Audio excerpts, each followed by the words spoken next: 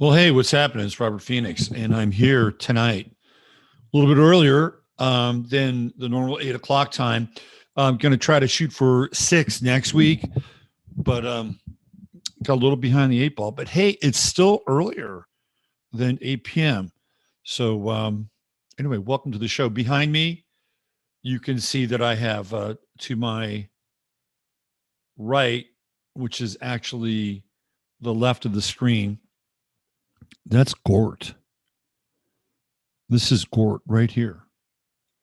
And then to my left, which is in the right of the screen, that's Michael Rennie, aka Carpenter, and they're from the day the Earth stood still. So I thought I'd go a little retro tonight. I mean, even though we don't have Mercury retrograde, but I thought I'd go a little retro and a little bit of black and white on the screen tonight. So why not? Let's get a little noirish, as they say. So I'm going to hang out here for a little bit and let people slowly file in. How is everybody? Are you doing okay out there? Looks like summer is rushing upon us, and we'll be here pretty shortly. What do we got? 15 days, if I'm not mistaken. Is that right? Until we get to the midsummer's night, which puts us right at the cusp of Gemini Cancer, and we move to another cardinal point on the wheel, which is supposedly the most magical time of the year, the midsummer's night dream. That's when the witches apparently come out and play. So I knew a few witches in the day, like real witches. And yeah, there are real witches, and then there are like inadvertent witches. You know what I mean? Like there are people out there who really practice witchcraft. I mean, they practice fucking witchcraft, and there are varying forms of witchcraft. You have your kind of neo-pagany witchcraft, lunar cycles, herbs, right? Candles, scents, kind of low touch stuff. There are people that don't even practice that are kind of witchy. Like they've got a witchy vibe about them. Do you know what I mean? There are dudes that are witchy too. I think I could be a little witchy at times. Truly. But now I'm reforming myself. I'm rehabilitating myself so that I can become a clearer channel for logos versus chaos. I don't mind chaos. I'm not fearful of chaos. The thing that I'm not crazy about is entropy. Entropy is not one of my favorite states of being. I'm not big into entropy. But chaos, yeah, I can live with that. So here we go. I've got myself now. It's kind of interesting, right? We got Michael Rennie over here. I just keep pointing this way. It's this way. Michael Rennie here, then me, and then Gort, right? The Trinity. The Father, the Son, and the Holy Gort is the Holy Ghost, right? Isn't that what he is? He was a pretty cool robot as far as robots go. He had the beam that came out of his eyes. So this is a retelling of the Christ tale, right? Michael Rennie plays, his name is Carpenter, like Jesus. And he comes here to show humanity that, hey, look, you got to get it together. You got all these weapons and you can blow yourself up. And, well, there's a better way of interacting with one another. So I'm not sure how much we'll actually get into the movie tonight. I don't think we'll probably get into it at all, other than what I just shared with you. But I do have some interesting material mapped out for us tonight, because a lot of times when I do this, it's usually the things that are banging around in my head and that make some noise between my ears and grab my attention. Like I want to look at that. I want what's going on behind the scenes here. And I found some really interesting cues like I've been spending time kind of going back in and revisiting this pre-1850 period. I think it's really important, really, really important. And some of the players that lead up to this pre-18, we're going to look specifically at 1848. The year 1848 is one of the most significant years on our so-called calendar. And I think everything before 1848 becomes really suspect.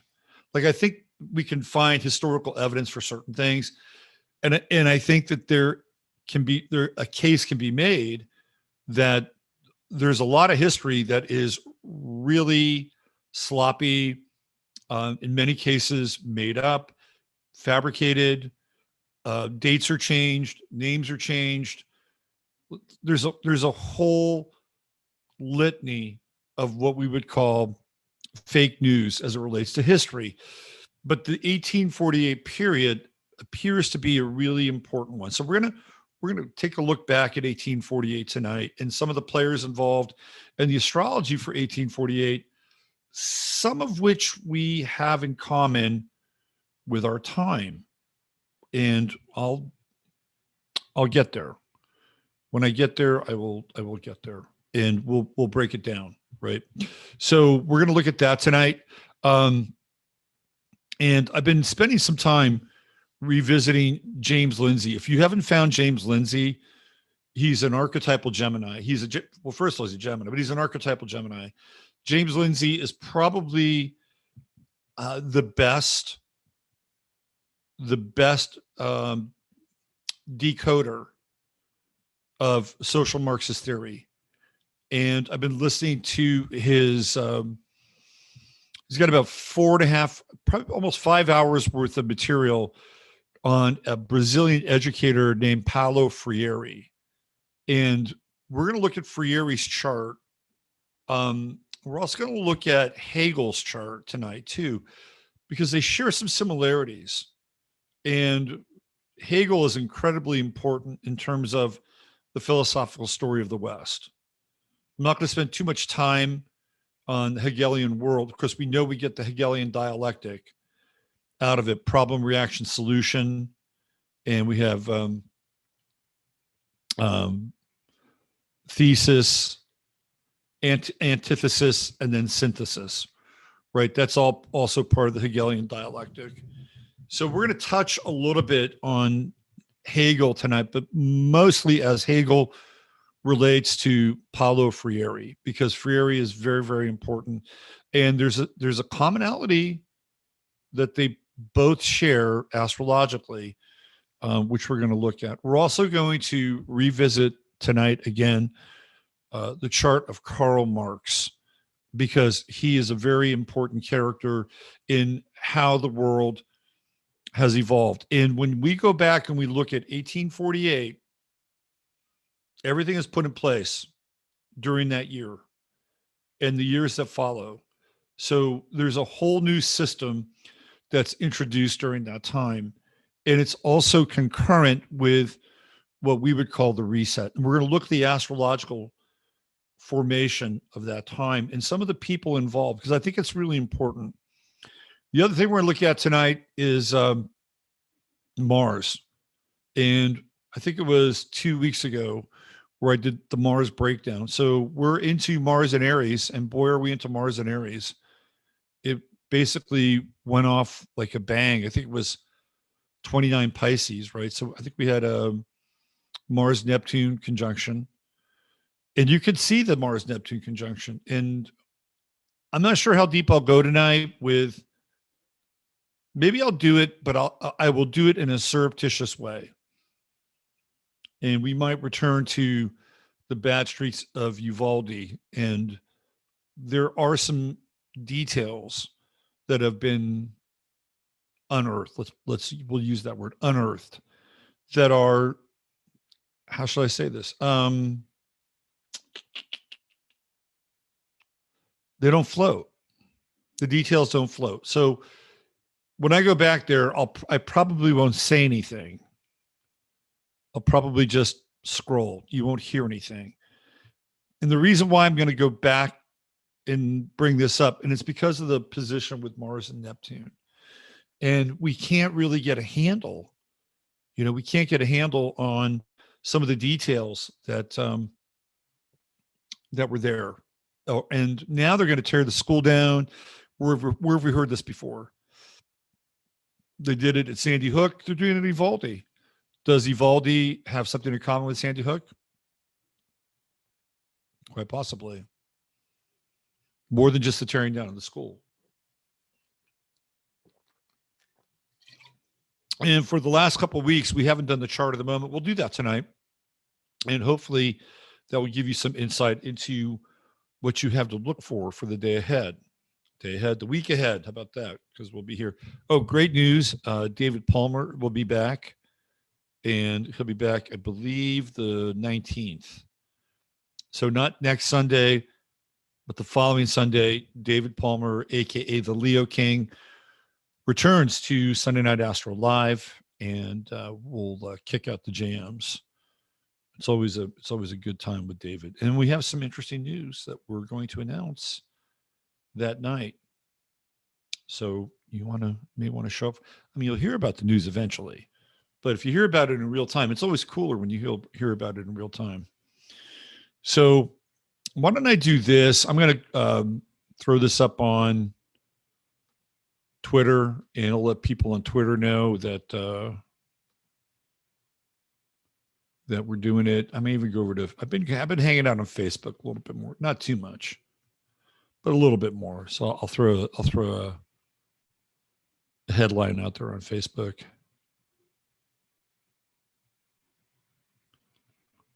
Let's see. We are live now over on YouTube.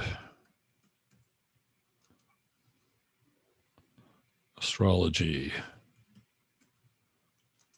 Revolutions. I may have to rename this in resets. I like that. Astrology, revolutions, and resets. It's got a little bit of a alliteration going on. Alliteration nation. All right. Shall I do a little Facebook too? Why not?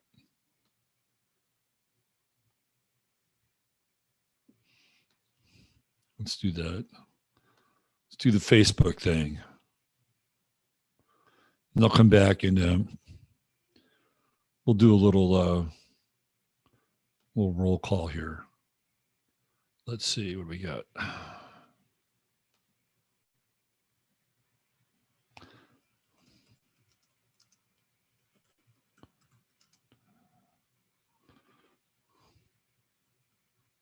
Let's do this.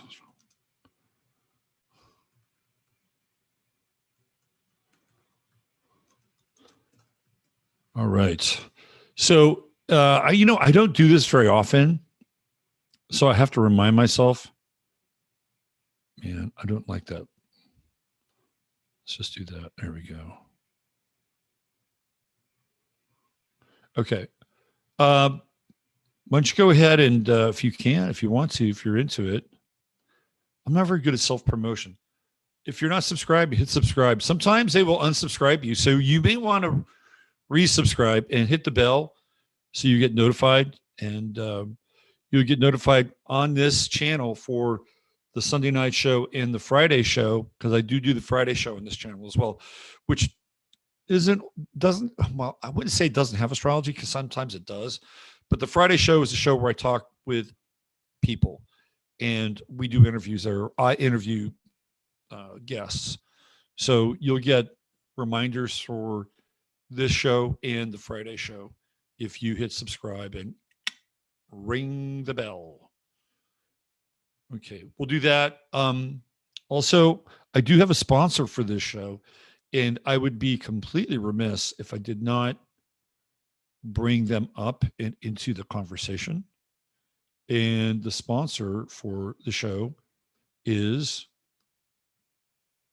True Hemp Science.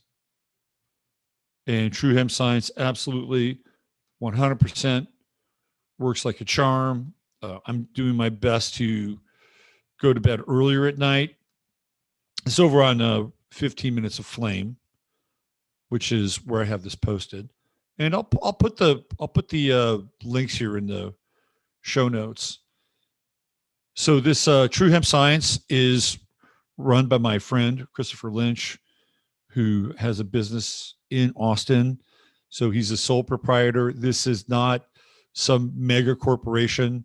It is basically one man and a pop up versus the world. And I think he has one or two employees, and he's always looking for help. So if you're moving to Austin or you live around Austin and you want to work, go to the website. I'm sure Christopher would hire you. So the thing I love about his product is that it's really good and it works.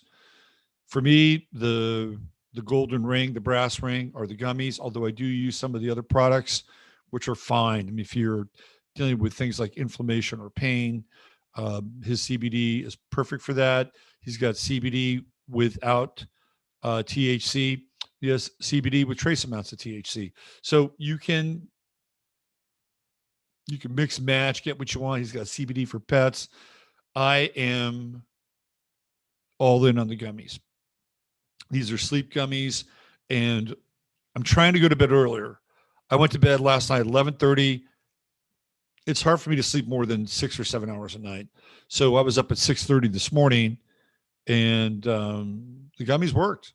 They always work. You take about a half an hour before bedtime, you get drowsy, you hit the sheets, and boom, boom, out go the lights. So if you spend $100 or more, you'll get at least $20 worth of free products. Some people have gotten more. Some people have been like super surprised. Hey, I didn't realize I was going to get all this other stuff. Well, it's kind of cool, right? You get a little value add there. And that's the link, truehempscience.com/ref/23. And then you just type in 15 mins, 15, capital MINS, and he'll know that you're coming from my world, and you'll get some free product on top of it. So there you go. We got to bring Mr. Chris into the mix here in True Hemp Science. All right. I like the retro look tonight. I'm into it. I'm into the retro look.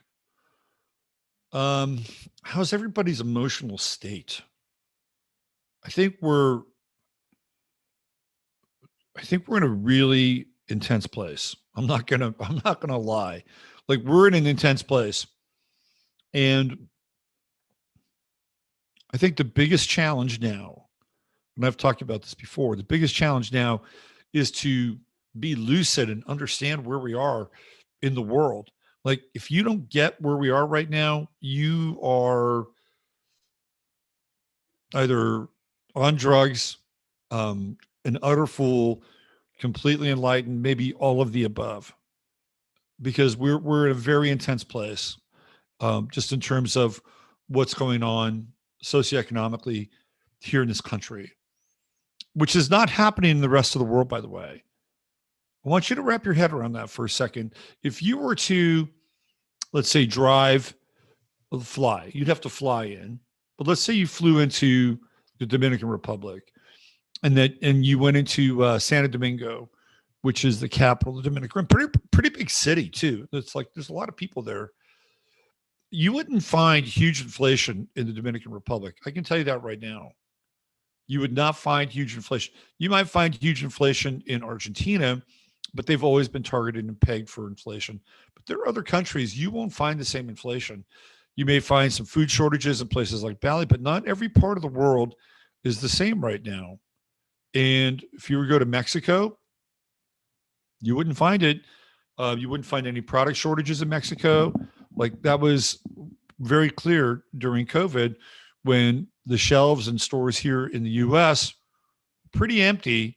And yet in Mexico, you could go to their version of HEB or their version of a Costco, and everything was there. And there was no shortage of anything. And I would assume that the prices in Mexico are going to be quite different than the prices here. There's a reason for that. There, right now here in the United States, we'll get into the astrology of it, and we're being really squeezed right now, really, really squeezed. And there's a reason we're being squeezed. Number one, it has to do with the Great Reset, which we've talked about before. And we went into Great Reset mode back in 2020 when Saturn went into Aquarius. That was the time where the Great Reset was on. And we talked about the Great Reset, and we talked about Klaus Schwab the summer before this all happened. And I clearly remember I was doing the show in the backyard back at the other place in Fredericksburg. And I remember clicking on to basically it was a press release, and it was happening. I think it was happening right around Gemini, like right around now.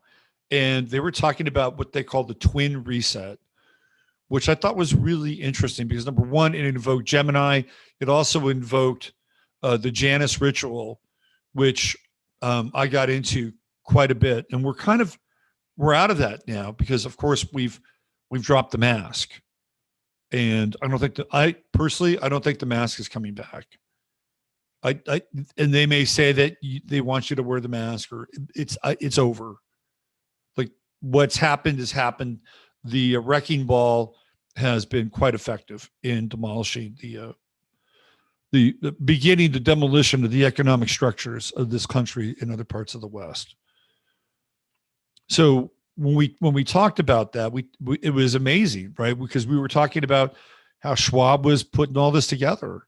And I'll be very, upfront. I knew very little about Klaus Schwab. I'd heard of his name. I didn't know very much about him. And then this thing comes out about the twin reset. And they dropped the twin part. Now they went to the Great Reset, but initially it was called the twin reset. And that was also a time where we were about to go into I think the true node was in Gemini, if I'm not mistaken. It was in Gemini. So I guess that was, let me see if I can locate that. Let me just look at the twin reset.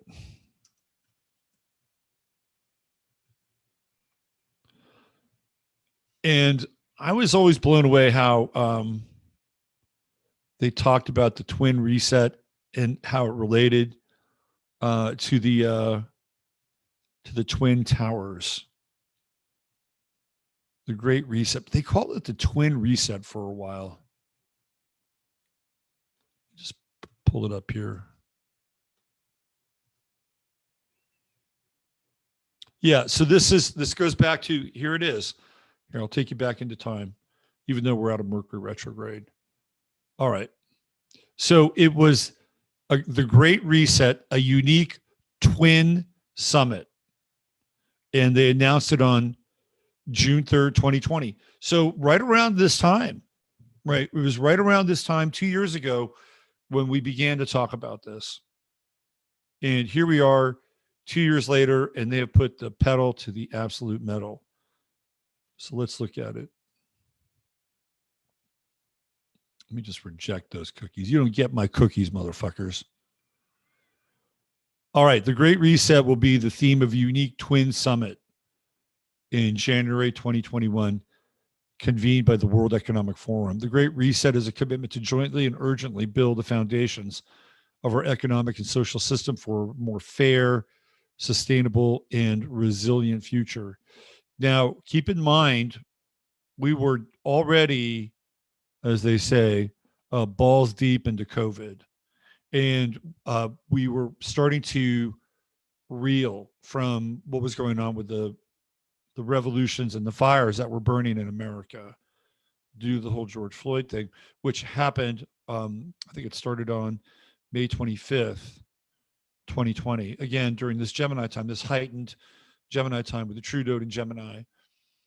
And it really goes back to 9/11, when the moon on 9/11, 2001, the moon was in Gemini. Saturn was also in Gemini. And this is a theme that I've found with astrology for a long time. And I've called it the Gemini code.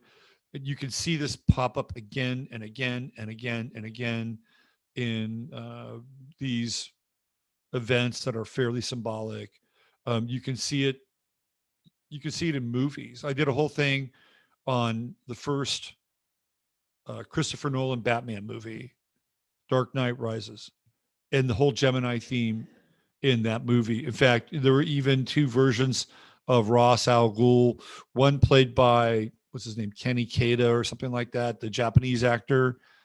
So when young Bruce Wayne, or not so young Bruce, I guess he was, I don't know, maybe in his 20s, he leaves Gotham City and he goes to, it looks like it's Nepal or someplace like that.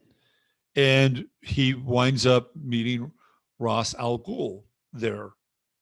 And I think in that incarnation, he's Japanese, right? Or, well, he's Japanese in real life. I guess they're portraying him as being Tibetan or Nepalese or something like that. And he takes him in, they train him up to be this assassin and part of their hidden hand society.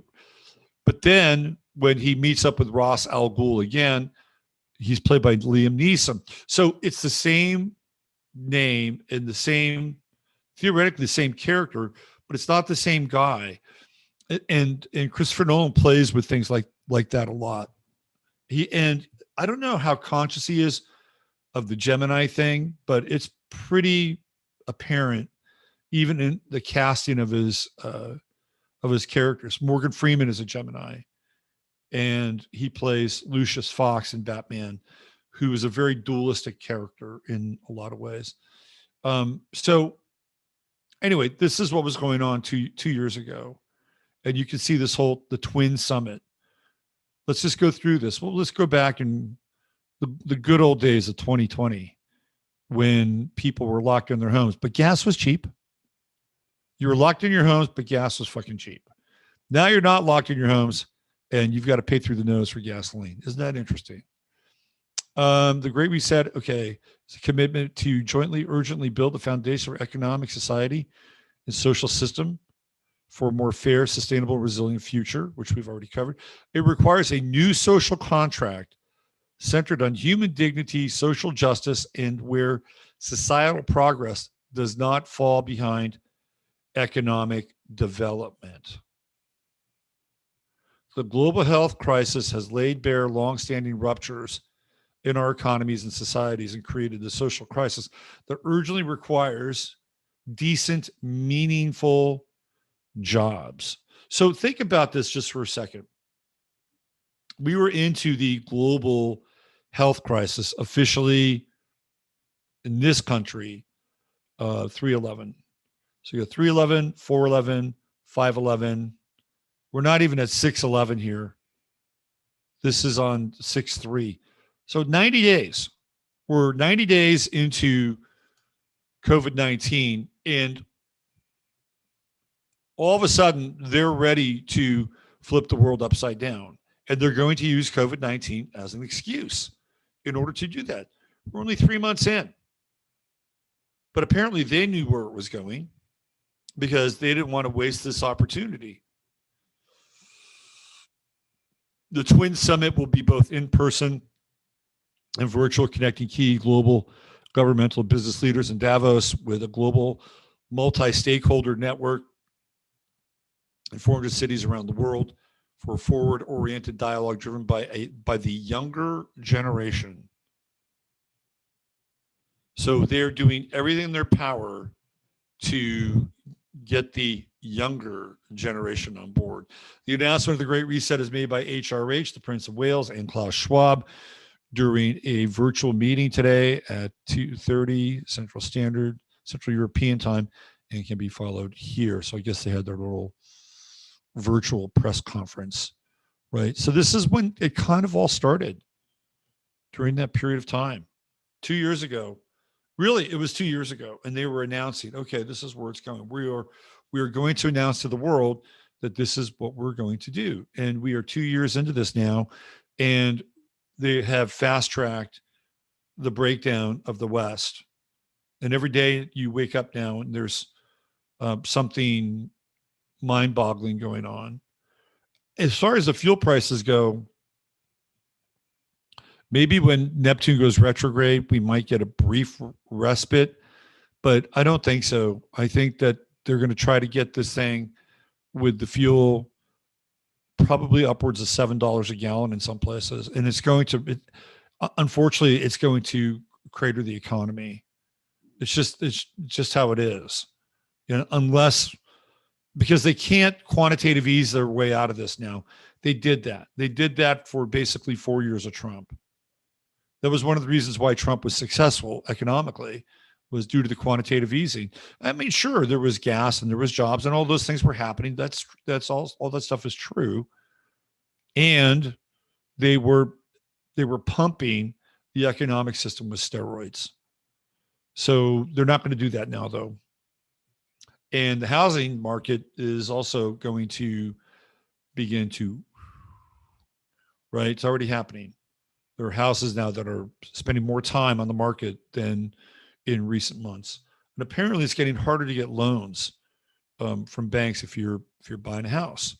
So, well, if you've got cash or you've got 50% of your down payment, I'm sure they'll loan it to you. But apparently it's getting harder. And if I'm not sure about this, I'd have to look it up, but I think interest rates are creeping up. So we're the last thing that people were really cashing in on was selling their homes. And you had people like BlackRock and Vanguard and, any number of other entities that were lurking around, more than willing to pay 15, 20% over your asking price without even stepping into your home. Like those days are starting to trail off now. There are still some areas that are, I think, viable. And, as we move out of the COVID phase, right, which we've moved out of COVID and we've moved out of the immediacy and the intensity of the lockdowns. For some people, there will be less of a impetus to move, a little bit less, because they'll have more freedom of movement locally. Now, they may not be able to fill up their car and go visit their aunt across the state or their mother across the state. That's going to be harder. It's going to be much harder. But because of the fact that there's been, I think, less of a clampdown, some people may be more inclined to stay where they are. So if that's the case, the Great Migration, which took place with the True Node in Gemini, and that was a huge migration. I mean, probably one of the bigger migrations we've seen since the Dust Bowl. And it was all, people are still leaving California, though. I can tell you that right now. They're still leaving. And California is in a major crisis with their water. I mean, this is just completely manufactured. Gavin Newsom keeps dumping all their water into the fucking ocean for two species. One, I think, is is it a salmon or a trout or a tuna, and something even kind of more obscure. It has nothing to do with that. What it has to do is drying out Central California. He's been doing this for years. People in Central California, you drive down I-5, you'll see the signs. They're like within half a mile of each other on I-5, basically calling out Newsom. And he's single-handedly ruining farming. California produces a shit ton of food for the rest of the nation and the world. It is one of the largest food growing areas. And he's driving out the small and middle farmers. Big agri, they can stay. They'll always have the money to stay. They'll always figure it out. They may get their own water allotment. Who knows, right? But they're pricing out the family farms, and the family farms are fucking pissed, and nobody's standing up for them. And that's a big deal because it's absolutely cratering the water table in California and in Arizona. And when that happens, I think things can get very weird with the land. And I think they had an earthquake, if I'm not mistaken, in California. Was it last week? I think I might have had a trembler last week. I would not be surprised if we see more of those. As the water table just gets completely disrupted. So maybe we can take a look at that astrologically. So we're in a very intense place. And the idea here is to be able to live with your eyes wide open in the intensity and live with logos instead of pathos, which is not an easy thing to do. And we'll do our best to try to explain what that means tonight, to live with logos versus pathos. Logos is the sense that there is something greater than you that has a piece of spiritual real estate in your life, and vice versa. You're each other's stakeholders. Like, you're a stakeholder in God, and God is a stakeholder in you, right? That is the system of logos. And whatever kind of baggage you have around God, just try to put it aside for now, because I know a lot of people have baggage around it. Just put it aside for now. But in order to get through this time, you're going to have to align with that. If you can't align with that, and you're just living in pathos, you're going to be morally, spiritually, emotionally, psychologically, and ultimately physically bankrupt. If you have logos on your side, you won't be, because you will connect with something that connects back to you and gives you a sense of purpose and meaning in your life. And astrologically, there are some things happening astrologically that can be helpful towards that end. Although we are going to get tested big time once Saturn moves into Pisces. I'm just going to tell you that right now. I think that when Saturn moves into Pisces, and when we go back to 1848, we'll see it. We'll see Saturn in Pisces in 1848. And guess what else we'll see? We'll see Neptune in Pisces too. Remember, those are the times of the revolutions. The revolutions of 1848. Saturn and Neptune were in the same sign. We're headed there. We are headed there. And this thing is going to reach a peak level. And it's going to be these next two Saturn cycles with Saturn in Pisces and Saturn in Aries. And again, with Saturn in Aries, we're going to see Saturn-Neptune conjunction. 6 years. We'll throw this year in 7 years. We got a 7-year cycle here, which is a Saturn cycle. And we'll go from 2022 to 2029.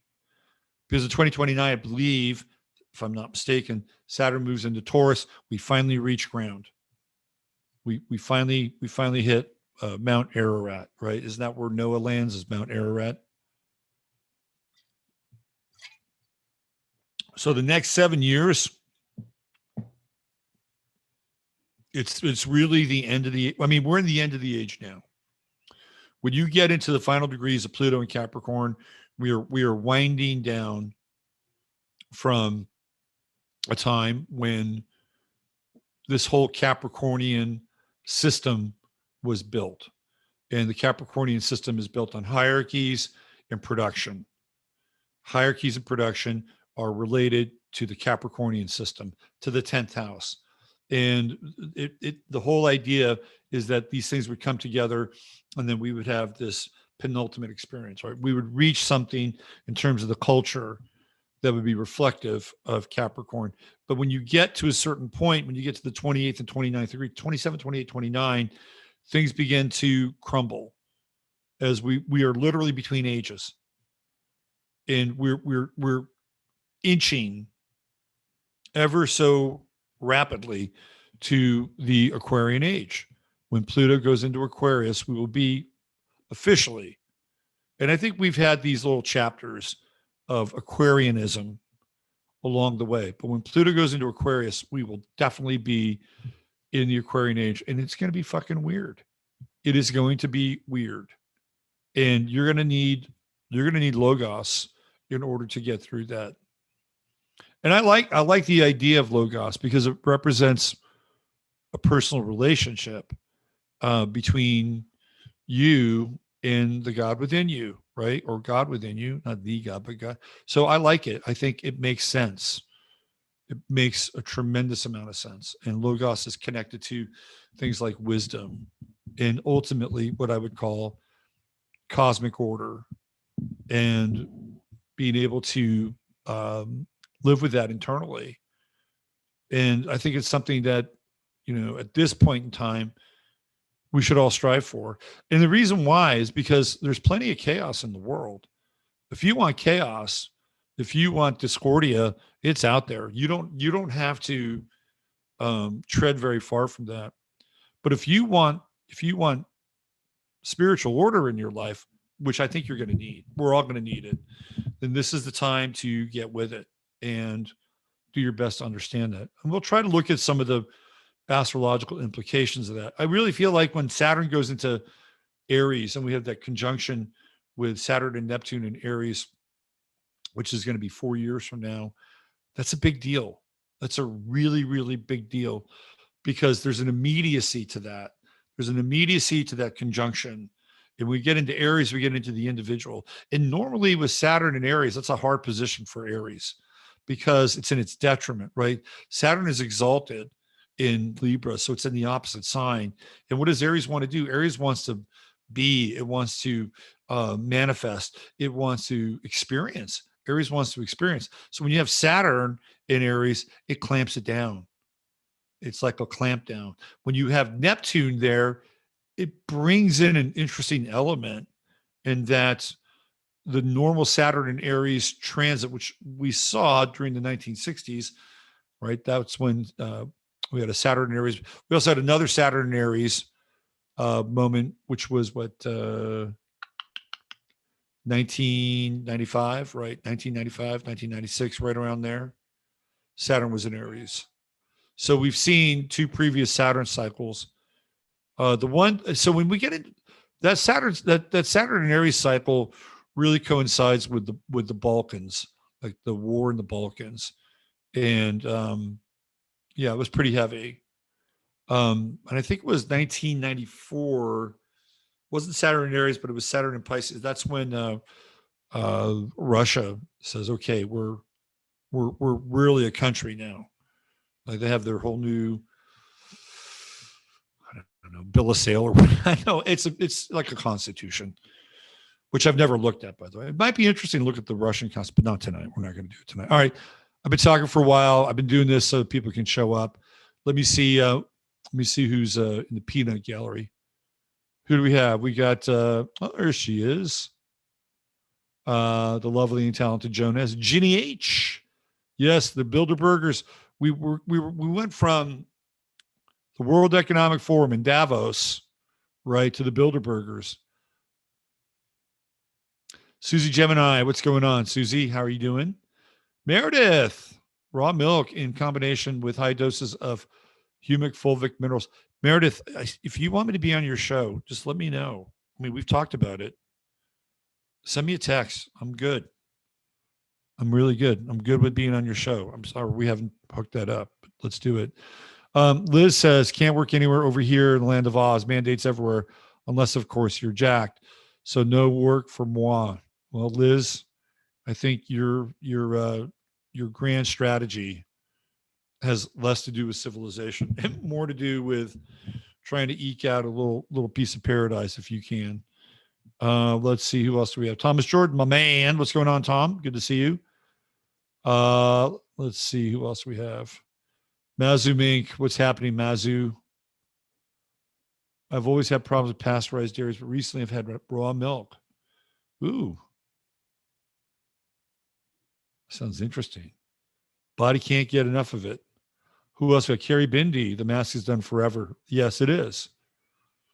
No limits. Some people. All right. So I was going to bring this up later, but so my son graduated. He's 18 years old now. My son graduated from high school on Friday night. And let's see, most of the event staff were wearing masks. Remember now, this is Austin. There's a lot of virtue signaling in Austin. So most of the event staff was wearing masks. Some of the people who were on the stage, like administrator types, I think some of them might have been wearing masks. And there were a couple of students wearing masks, which not many, but a few. And you see more masks in Austin than you do out here. Like, I go around everywhere pretty much here, and I don't see many masks. But Austin, you'll see a lot more.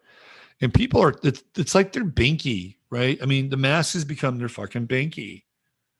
It's almost like the face sucker, too, from Alien, right? Yes. The mask is like the face sucker. Yeah, I mean, they just can't let it go. I mean, it's their friend. My theory around the mask is that most people deal with shame. It's a big thing in the human experience. And so wearing the mask allows them to be more anonymous, and they don't have to, look at people and experience their daily dose of shame. Now they got the mask, and I actually feel like they feel not safer. Maybe superficially they might feel safer, but I feel like it's more along the lines of covering up their inherent shame. I came to that conclusion a long time ago. That's my 2 cents. All right, let's see who else we have here. Marty R. What's going on, Marty? Maya Rose is here. Avocados are expensive. Fuck, I know, right? Well, first of all, you got the cartels growing avocados. That's a whole other thing. The cartels got into growing fucking avocados because they realized there was big money in avocados. It's gangs are gangs. They're gangs. Gangs are gangs. If you look at the evolution of the mob, by the time the second and third generation of the mob was coming in, particularly the third generation, by the time you get to the third generation, the initial effects are so watered down. Oh, we want to go mainstream. Oh, we want to go legit. We want to have legit businesses. That's pretty much what happened. I mean, just watch The Godfather. Watch Godfather 2 and watch Godfather 3, and you'll see what happens. And that, I mean, I think you're starting to see some of it with the cartels getting into the fucking avocado business. Now, I got the small avocados, which I like because I'm able to eat one. I don't eat a lot of avocados. I do like them though. And I remember for the longest time, those avocados were like 49 cents. And then I think they got to 58 cents. I'm like, okay, well, I can live with that. 10 cents more. Who cares? And then it was maybe, I don't know, about a month ago, they went to 68 cents. I'm like, ooh, up 10 cents. Now they're up to $1.08. Avocados, small ones, have gone up by 50 fucking percent. Okay, 50%. So I feel your pain on the avocado. Let's see. Who else do we have? Wendy Eater. What's going on, Wendy? Good to see you. There's my man, Ryan. Amanda Fox is here. Let's see. No Limits. There's my man, Steve. What's going on, Steve? I got some good wrenches. The security is on here. Let's see. Sony, what's going on? So love is Scorpio. Globalists are evil.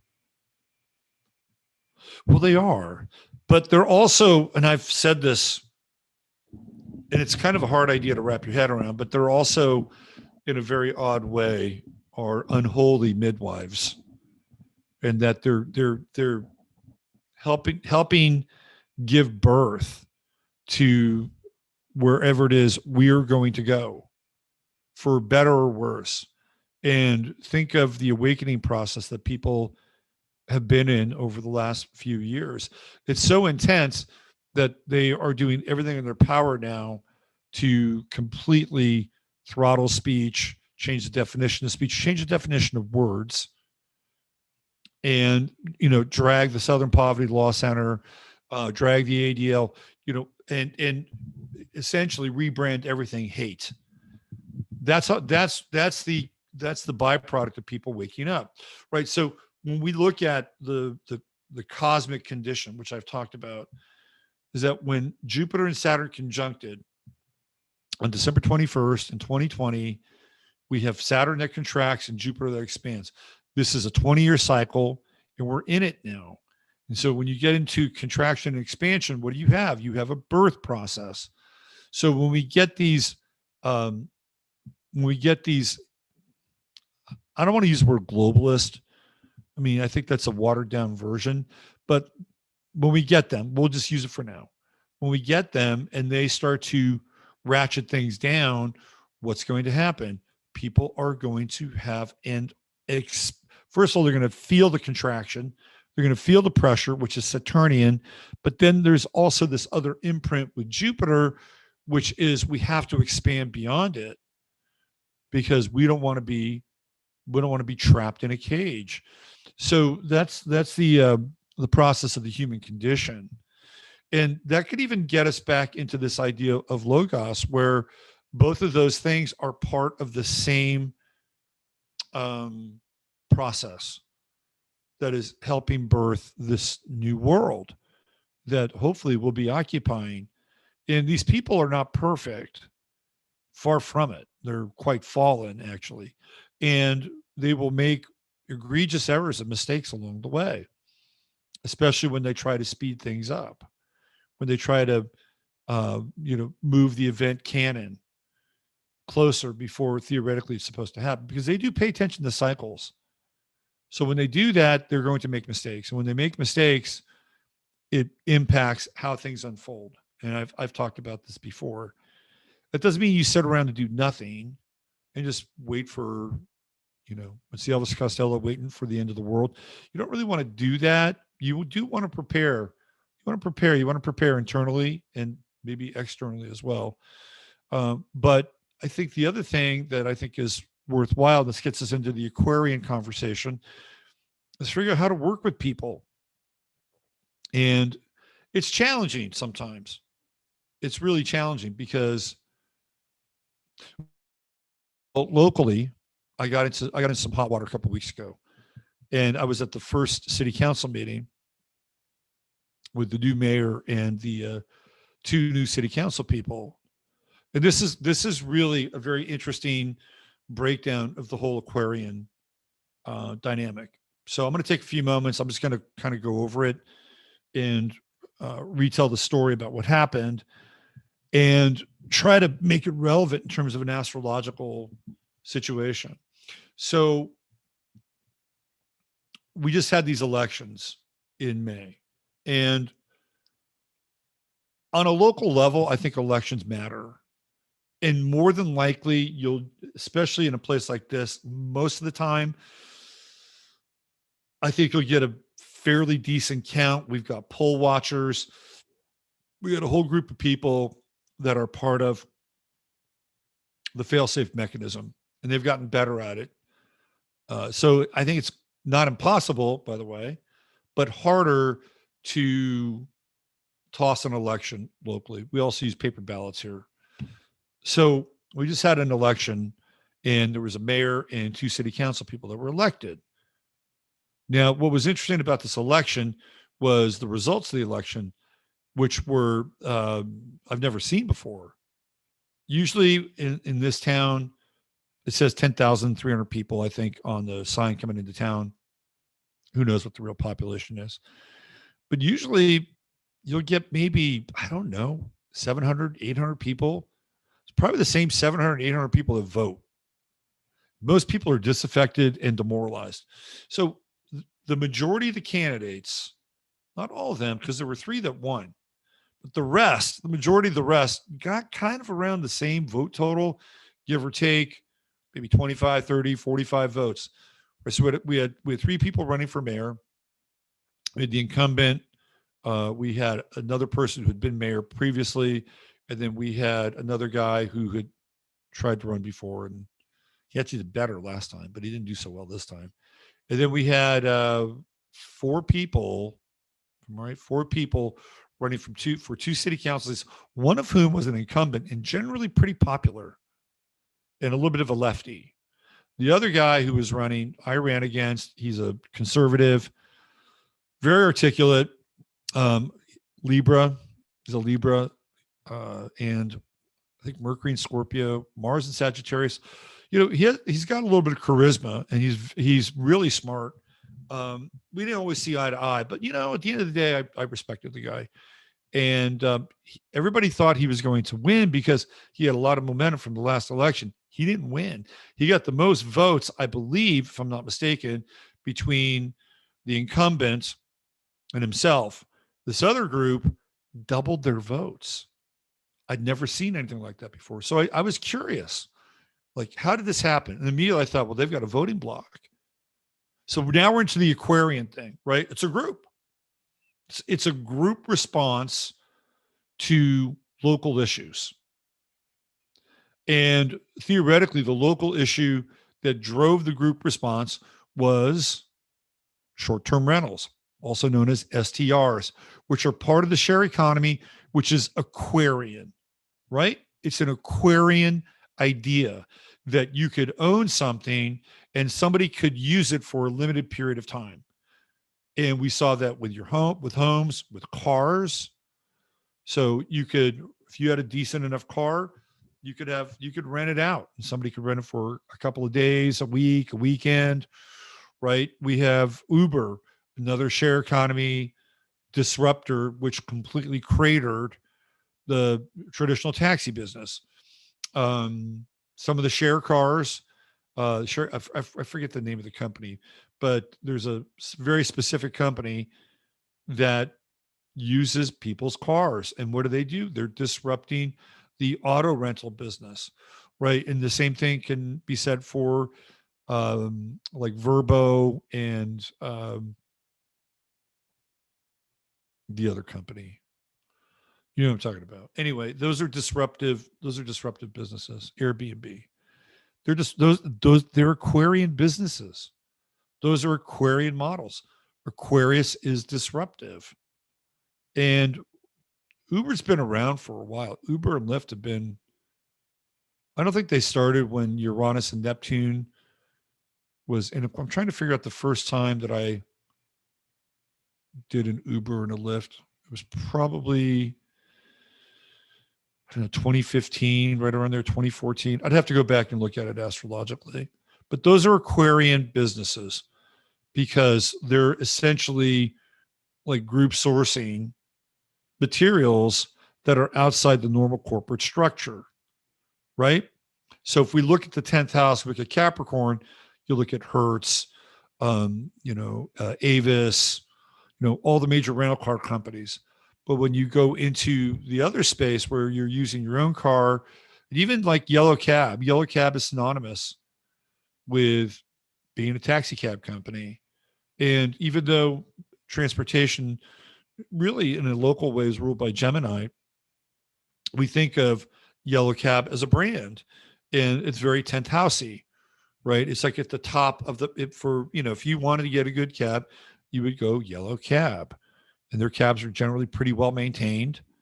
And they had these really unusual cabs with the big leg room in the back seat, shit like that, right? So that was a brand, and that was a very 10th house kind of brand because they were at the top of the pyramid in terms of cabs. There's Checker Cab, but it was Yellow Cab. It was like when you call a cab, you call a Yellow Cab, which is kind of like Xeroxing something or Googling something. You would Yellow Cab. So those are all 10th house things. When you rented a house, generally you were renting it for a year minimum. Longer if you needed to, but you could, rent for a year. Then what happens? Everything shifts, becomes part of the share economy.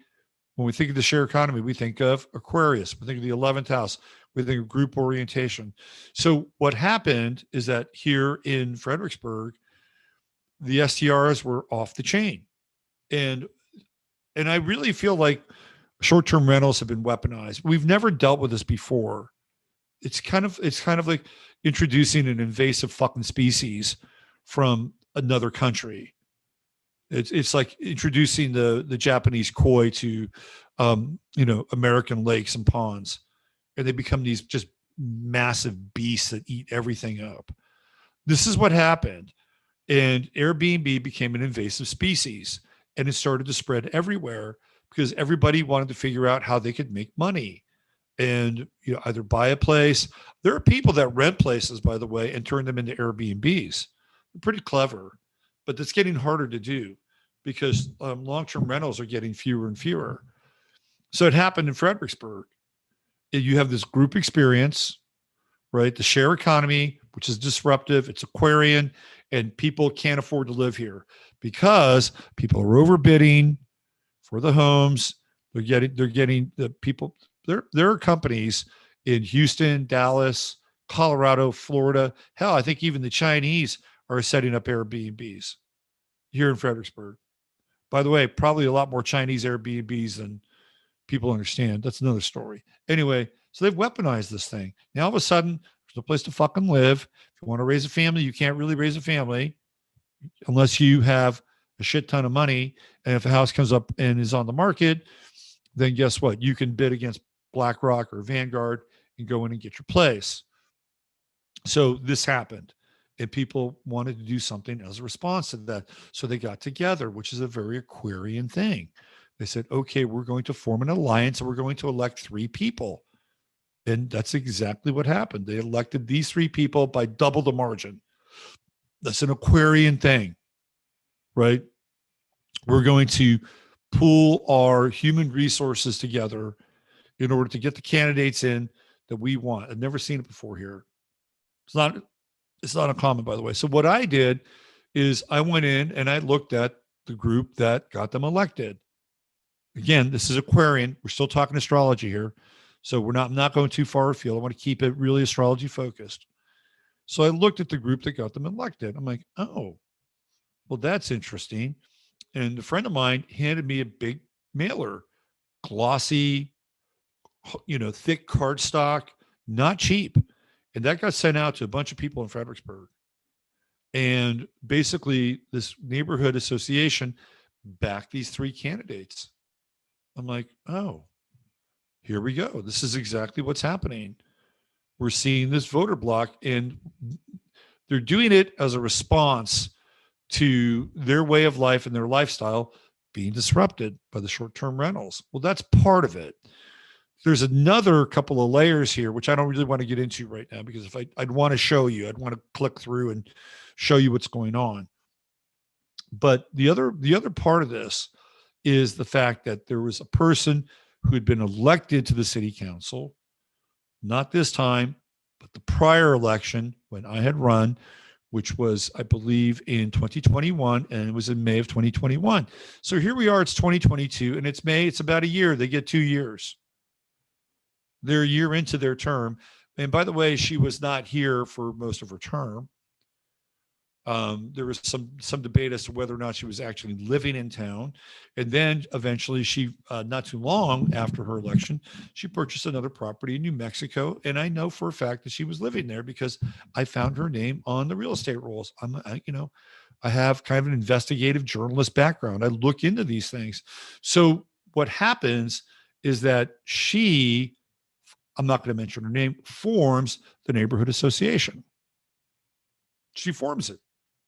Okay, you can do that. There's nothing saying you can't do that. But keep in mind, this is the group that formed together, that bonded together to vote these 3 people in. This is very Aquarian. This is like they're using the muscle of the group. Okay, pay attention, because there's power in that. There is power in that. I'm going to assume that there were 700 people that voted for those candidates. So let's just go city council. 700 people voted for 2 candidates other than James. We'll call him James, the guy that I ran against, who had a pretty good voter turnout this time around. Last time he probably should have won. But then 700 other people came in and doubled and went on top of that. So this is what happened, right? Had they not engaged with the neighborhood association, their vote totals would be closer to everybody else's, and maybe in some cases even less. That's my sense. But this is how the game is played. So pay attention to that. If you want to do something on a local level, then you got to organize. You have to have a raison d'etre, right? You have to have a mission. You have to have a reason for being, whatever that thing is. And if you have that thing, then you organize the shit out of it. And you got to be really, and here's the deal. You have to have people where they agree upon one major topic, but multiple interests are being met underneath the umbrella topic. You have that, you have a base. And this is exactly what happened. Now, this candidate put that group together. I went to their website. I saw it. It's like, okay, this person left, put the group together. There's nothing that says that they can't do that, right? They're using the system. They're using the numbers and they're multiplying their numbers by being a part of a group. Hello, these are Aquarian energies. Now, for whatever reason, you may have some people in there that say, fuck it, I can't stand these short-term rentals. People walk up and down our streets. They're wasted. The parking sucks. Like it's not hard to make a case. If you want somebody to do something about it, and they said, we're going to do something about it, there's plenty of people will throw down behind them. Well, that's just part of it. There's other parts of it too, right? So then what happens is that this person who had been elected to city council, almost immediately after they hold the election and they named the people who won, she steps down.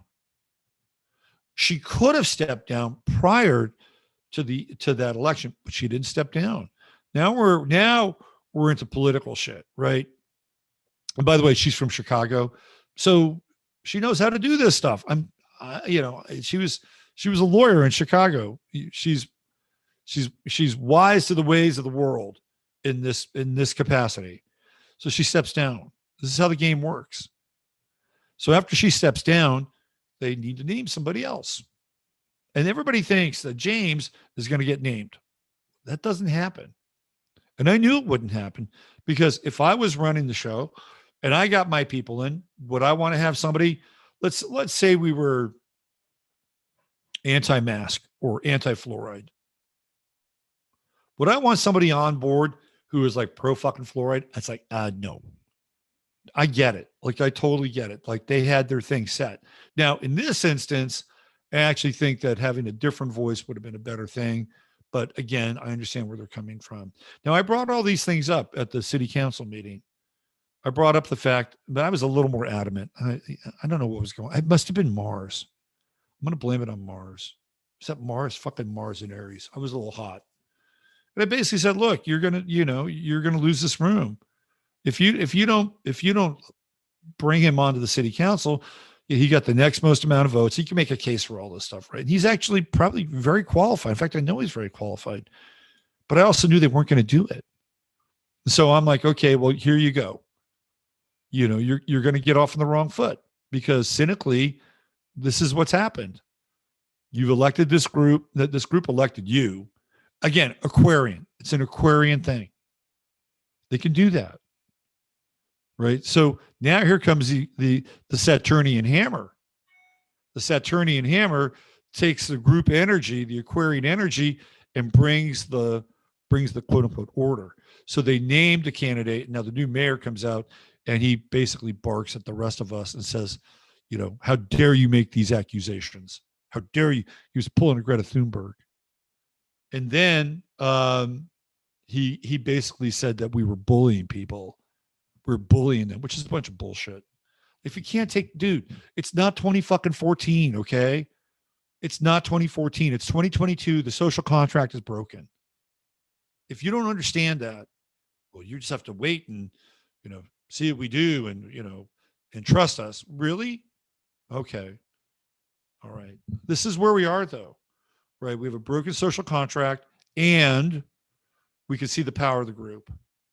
Because of the power bonding together under the auspice of one issue with multiple issues that run underneath.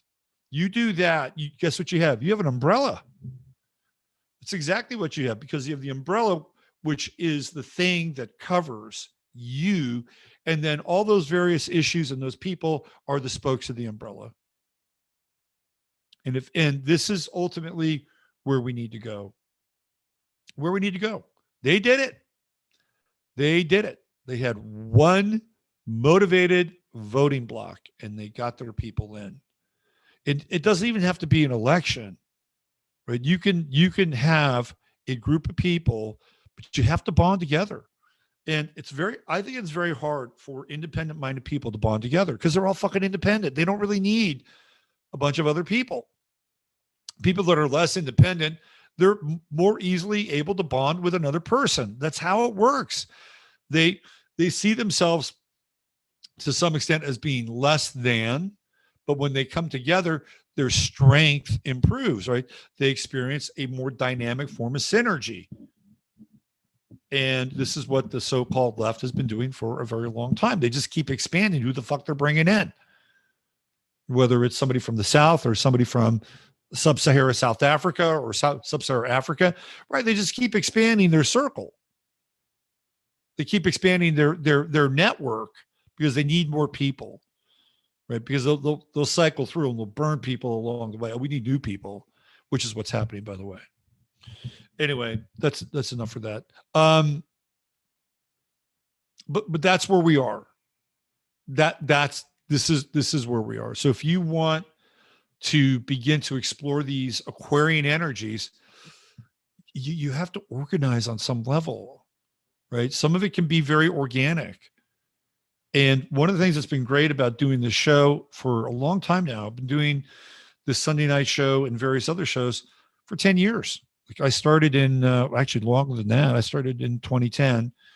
So I've been doing this for 12 years now. And a lot of people have been able to meet and connect. And some of the people are there in chat tonight and they know each other. And this has been one of the great byproducts of doing this. It's very Aquarian. This is why I call this the 11th house, because this is where we are. And we will get there. We'll get there. And we're also going to have to work through some of this because it's not going to get easier. And that's where we're going to transition into the rest of the show. Okay. We're in search of Logos, and Logos is in search of us. All right. Why don't we do the chart of the moment? Let's do that.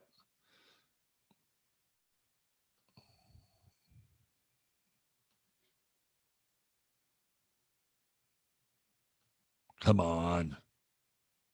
Come on. Get off my lawn. Hold on. Where am I? All right, let's do this. All right.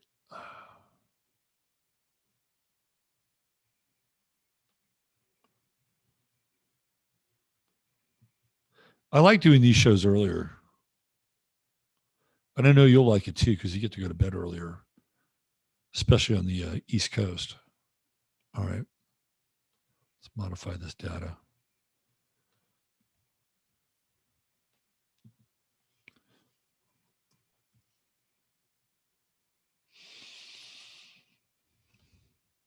I'm going to get back to the graduation thing because it relates to Paulo Freire and this idea of social Marxist education. All right. Let's hit it.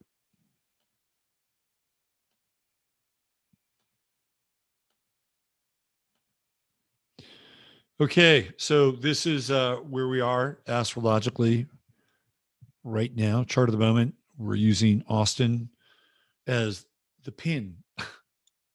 So, okay, this is a bit of a non sequitur. So we get out of the car at the graduation, and we're headed towards the auditorium where it's all happening. And these people come up to us. And they say, "You better put a pin on your car. Better, put a pin on your car." Like whatever the fucking pin is that you put in your phone, because they let us out. We got spun around and we got turned around, and we couldn't find our car. You better put a pin. And I thought he was fucking kidding at first, but this guy was serious. I'm like, really? I got to do something with my phone to find the car? I don't think so. I think we're okay. And it was such a bizarre thing. Like, what happened before these fucking cell phones? You pretty much knew where your phone was, or your car. If you didn't know, you'd walk around like a dummy for a while, and then you'd probably stumble upon your car. But now you got to put a pin on it anyway. Weird. So we got the moon, 27 degrees Leo. Moon in Leo is interesting. People that have moon in Leo can be they can be a little over the top. So I do like the moon and like if a person has a balanced moon in Leo, I think moon in Leo is pretty cool. But they have to have a balanced moon in Leo. If they have an imbalanced moon in Leo, it's like, they can't get enough attention. They need that emotional attention. Sometimes they need that drama. And right now we got an inconjunct with Pluto and Neptune with the moon right now. Wow. So what are we trying to do here? And we've got the moon opposing Saturn. And where I'm standing, the moon or sitting, the moon is rising. It is rising. So by the time we get to 8 o'clock, 8:30, it'll be right there. Bada bing, top of the chart. Yeah, interesting, right? 27 degrees Leo. That strange degree, the 27th degree. 27 and 28, the energy is all over the place. We're going to look at that tonight. And then the inconjunct. So I guess what I'm trying to do here, I guess I am trying to articulate something on an emotional level because we have Mercury, which is now direct at 26, Taurus, which is fixed and adamant. And then, by the way, remember Adamant? Remember that guy? Goody Two Shoes Adamant. I finally figured out that his name is Adamant, right? Like he's adamant about something, but they broke it down and turned him into Adamant. Just a little aside. For 2 records, Adamant was pretty good. Those first 2 records. The first one is fantastic. I mean, it's got surf guitar, Burundi drumming, and a guy running around like he just beamed in from the 18th century, right? I mean, pretty fucking cool. And then you have Prince Charming, the next record, becomes like a pirate. He has an eye patch, stand and deliver. Then after that, it kind of goes downhill for Adamant. Have you seen Adamant these days? He doesn't look very good. Doesn't look good. Although apparently he lived with Heather Graham for a while. I find that to be quite interesting. Anyway, so Moon Saturn opposition. Again, we are trying to define our emotional territory. But tomorrow this won't be happening. Right. By tomorrow, by midday tomorrow, that moon will be in Virgo. So we'll have a moon on Monday. You'll be dealing as you move through the day, the moon transiting into Virgo, and it'll be a good transit. It'll trine Venus. It'll trine Uranus. It'll ultimately trine Mercury over the next 48-hour cycle, which is pretty good for a Virgo moon. It will be also opposing Neptune. So that's going to be interesting. That's an interesting opposition because when you get into Moon Neptune opposition, you get into some level of manipulation, psychological and social manipulation. So keep your eye on like what's happening Monday and Tuesday with really an eye to Tuesday, and we get that Moon Neptune opposition, and it's almost like, well, that's some gun shit right there, because Moon and Virgo is all about safety, isn't it? It's all about safety. We've got to be safe. Virgo is one of those signs. Got to be safe. Got to be secure, safe and secure. And then you get the Moon in Virgo is kind of a tricky place for the moon. It's mercurial, it's judgmental, it's critical, and we get the opposition with Neptune. And can we really, really, really believe our emotions, or can we buy in to the emotional hype? I don't think so. I think it's a very precarious place for the moon, especially as it gets into Wednesday, and we get the T-square with Neptune and the Sun, and we've got that Sun in Gemini, and everything gets split into. It gets atomized. It's duality. It's the Hall of Mirrors. I think it's tricky. I think it's a tricky period. And, there's a lot of bizarre legislation going on right now. It's funny. They can't really do much in terms of legislation unless it's a big fucking deal with guns or something, or it's a major deal with Ukraine. By the way, getting Ukraine plenty of guns, no problem, right? They get all the guns that they want. Here, that's a whole other story. Again, I told you they hijacked the Pluto return with Ukraine. They totally hijacked it. And Zelensky became George Washington. That's exactly what happened. So tonight, though, what are we looking for? We're looking for emotional autonomy with the moon and Leo. So final degrees, we have the inconjunct. We're trying to articulate something. I'm trying to articulate something. And we'll continue to try to articulate something over the course of the next, hour and a half. I think we'll probably be done tonight by about 9:30. So for all you East Coast people, man, 10:30, sweet, right? Maybe even try to get out of here by 10 o'clock. Get you off to bed. Get into that sleep cycle. Catch that 10 p.m. wave. But I do think the moon in Virgo is tricky this week. It's tricky. Moon, Neptune opposite. They're going to try to pull the wool over people's eyes this week. All about the perception of need, the perception of safety. Right? Moon in Virgo, opposite Neptune. It's the mother hen on steroids. We have to do this for your own good. And the inconjunct right now, it's like the intensity is brewing. I think didn't have a shooting in Philadelphia. Every time the shooting doesn't comply to the company standard, they go away real fast, don't they? Like that guy in Tulsa, was Oklahoma City. After they find out that it doesn't fit the profiles, okay, let's move on. Let's move on. This is not one of the official ones. There's a lot of Taurus energy. I like it. Venus is going to get closer and closer to Uranus. So it's already in a 7-degree conjunction. So over the course of this week, the Venus-Uranus conjunction is going to be interesting. Things in a relationship may not go as planned. We're talking about a fixed sign here. And when you get Uranus involved in a fixed sign, especially with Venus, and then Venus comes in and starts to square Saturn, there could be disruptions in personal relationships.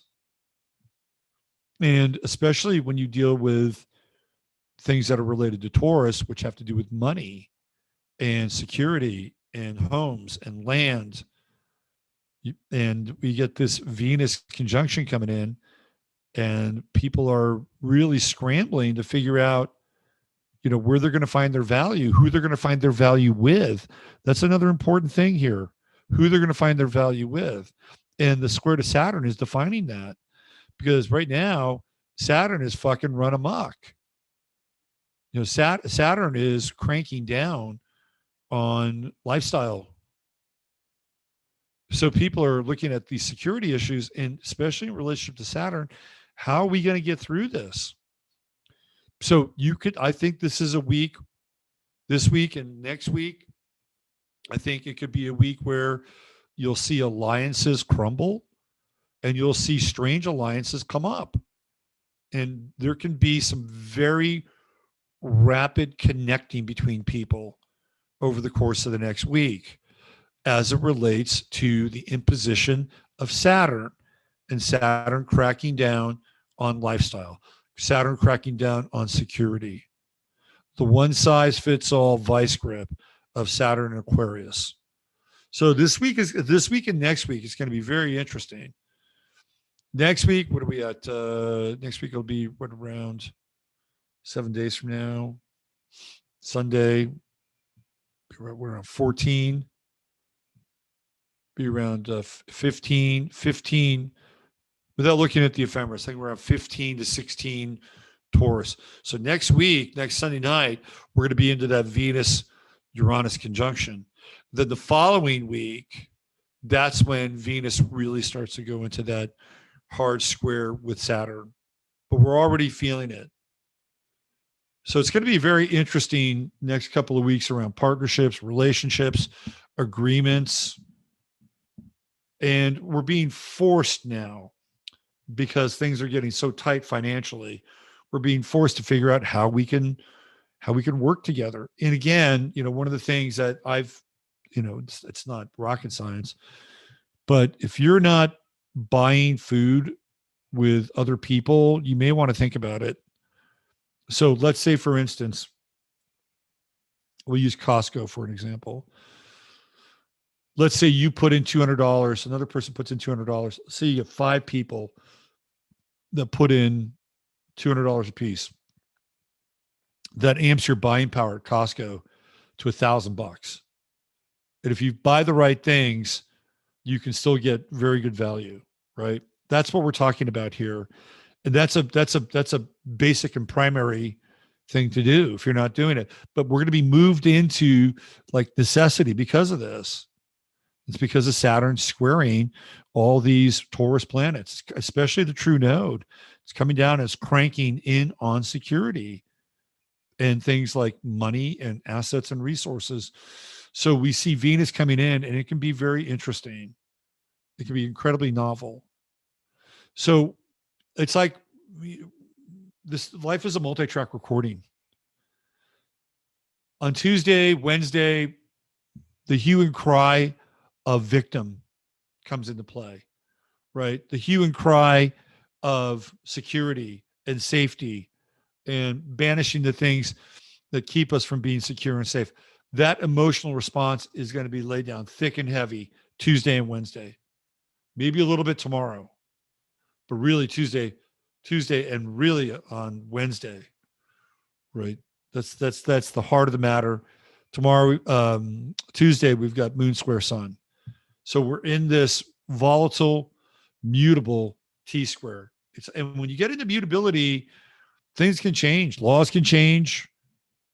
Things can change very quickly when you get into a high degree of mutability. And we really will be, right? So that's coming. Down here, we're going to talk about Mars tonight. And we're going to talk about Mars in conjunction with Chiron. That's one of the things I've teed up that we can look at. And Mars is getting closer to Chiron. Mars is creeping on Chiron. And we got a lot of fire in the sky now, don't we? We got Jupiter, we got Mars, we got Chiron. Tonight we have the moon. When the show started, we had the ascendant. So there's some fiery energy. There's some passion happening. I like Mars in Aries. It got me in trouble at that meeting, but I like Mars and Aries. So what are we talking about? By this time next week, I would assume, based on the Mars transit, that we probably have another event coming. And it could be happening. Let's see, we got 10 tomorrow. It gets tomorrow will be at 9 degrees. Tuesday, Wednesday, it'll be around 10. Mars at 10 degrees puts it in second decan, which puts it into the Leo decan, which is dramatic, right? Dramatic. Getting into that conjunction with Chiron, and then the moon, Neptune opposition square the sun Wednesday. Wednesday's your day. That was Jasper. He does this. He's become more needy now that Rosie is gone. Well, why don't you come in here? Come in here. Oh, poor guy. He wants food too. That's the food cry right there. Wednesday, circle it. Circle it. We're in intense territory on Wednesday.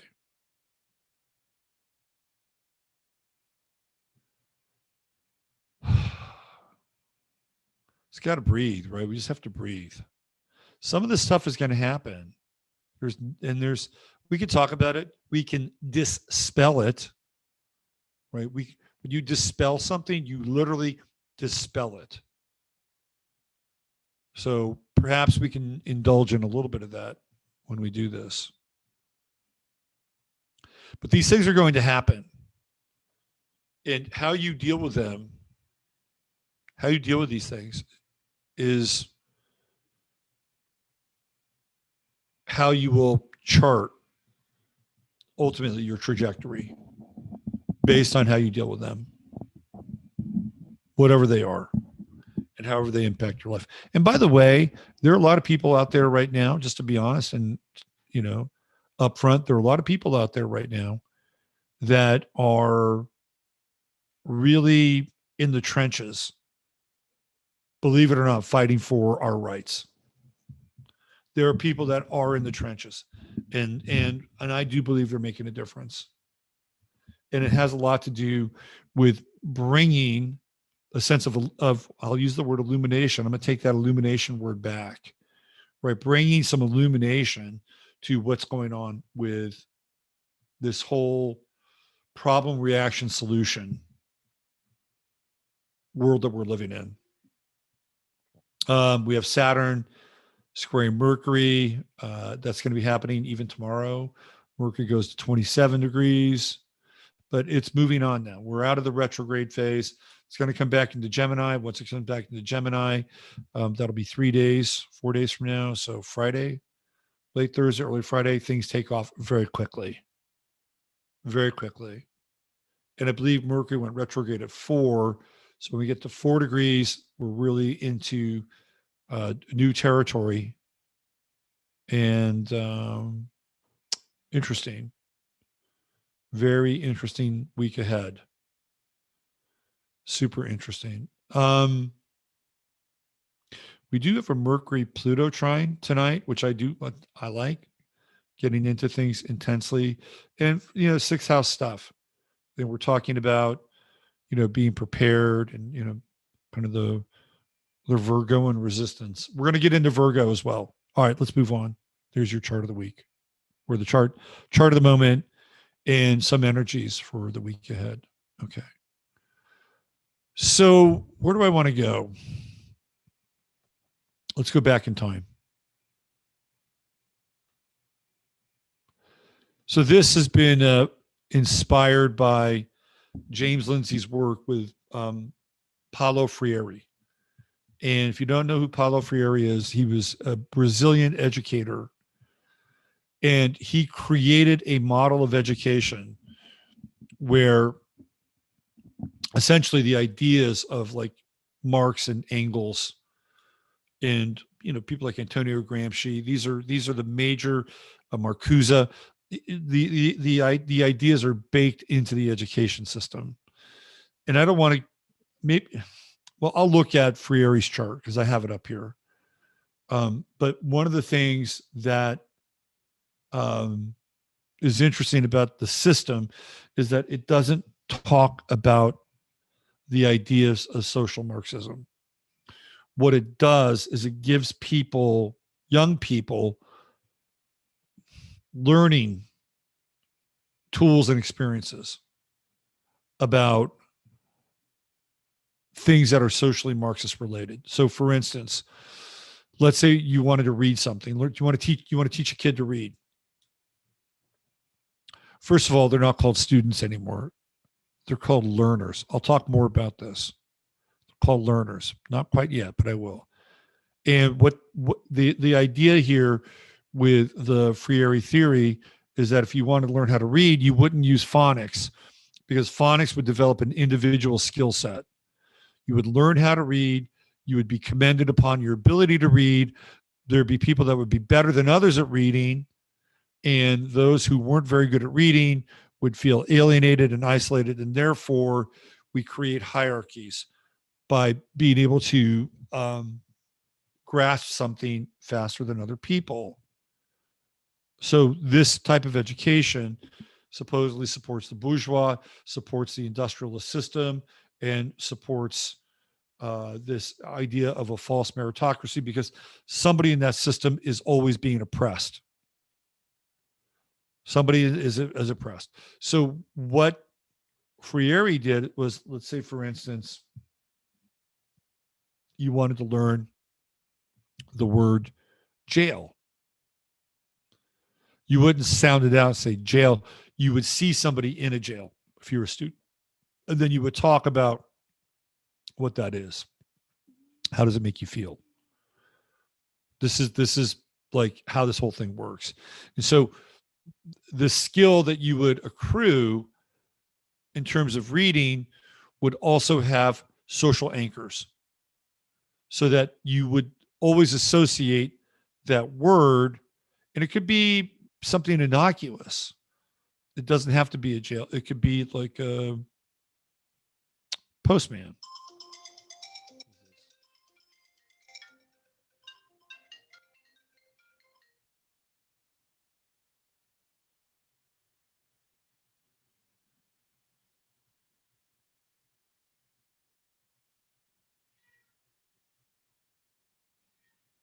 Okay.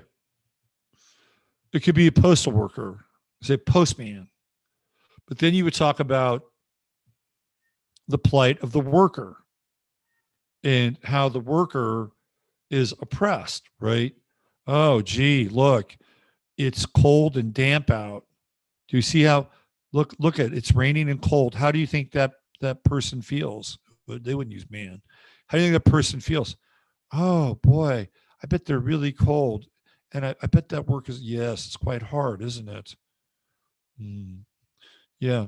Do you think that maybe perhaps instead of having somebody having to do that and be uh, raw, naked to all that cold and bad elements, maybe people should go pick their mail up. What do you think about that? Oh, that would probably be a good idea, right? So this is how this works. And Paulo Freire is the guy who is part of this system where, and by the way, learning math and all these other things, it's not that important. What's important are your feelings. What's important is how you talk about the thing that you're learning about. And what's quite interesting is that you go deep enough with this shit, you'll find out that you're into new age territory because they're talking about speaking things into existence. So when we get into the whole idea of social Marxism and Marxism in general, guess what? They talk about consciousness, maybe a little bit differently than we might talk about it, but they talk about consciousness and they talk about the individual as a creator. Hey, why don't you come over here? I'm over here. Oh, he's goofy. All right. So, all these ideas that I'm talking about start with Marx. And I want to go back in time. We're going to go into our Wayback Machine with remember what was his name? Sherman and Peabody. And they had their Wayback Machine. Let's bring Marx up here. I find this image to be interesting. First of all, he's got the hidden hand. He's telling you who he is. The hidden hand. And you see the hidden hand in any number of portraits of people that have made their mark theoretically on the world, including Napoleon, but not exclusively just Napoleon, many others. If I type in hidden hand, we can go through a whole rogues gallery of hidden hand people, and some much more current than Karl Marx, but you can see it right there, right? He's showing you who he is. He's part of the same group that Napoleon was a part of. Although I think Napoleon's a bit more interesting. So we're going to go into now. Marx does a lot of his work after the 1850s, but he does do work prior to the 1850s. And I wanted to go back to 1848. Okay. And we'll look at Marx's chart here too in a second. But so I was thinking about this whole idea of, we talk about Tartaria, we talk about the hidden history, we talk about these buildings. By the way, John Levi, shout out, another great video today on melted brick, really good stuff. So we talk about these structures that have, it's quite hard to be able to rationalize how they were built, because when you look at the tools at hand, they didn't really have it, right? They just didn't have those things. And we become very aware of these things prior to 18, no, I'm sorry, after 1849, 1850, 1851. It seems as though there's this wave of people that are making their way around the globe. We saw migration going a huge uptick coming out of the potato famine from Ireland to the United States. We have Australia and New Zealand both being started right around the same time, if I'm not mistaken, around 1851, 1852. We have the great gold rush, the rapid migration and expansion westward, theoretically, post 1849. All right, so I'm going to bring up this chart. And here you can see what's going on. So, first of all, we have our first Saturn and Neptune sighting. They were together prior to this. If you go back and look at now, 1848 is when these revolutions start to happen, but the fomentation of the revolutions will go back to 1847, 1846. And we know that Neptune was in Aquarius and Saturn was also in Aquarius. But here in 1848, even though they're not conjunct, we can see what's going on here, right? Neptune, Aquarius, Saturn, Aquarius. Sorry, Neptune and Pisces, Saturn and Pisces.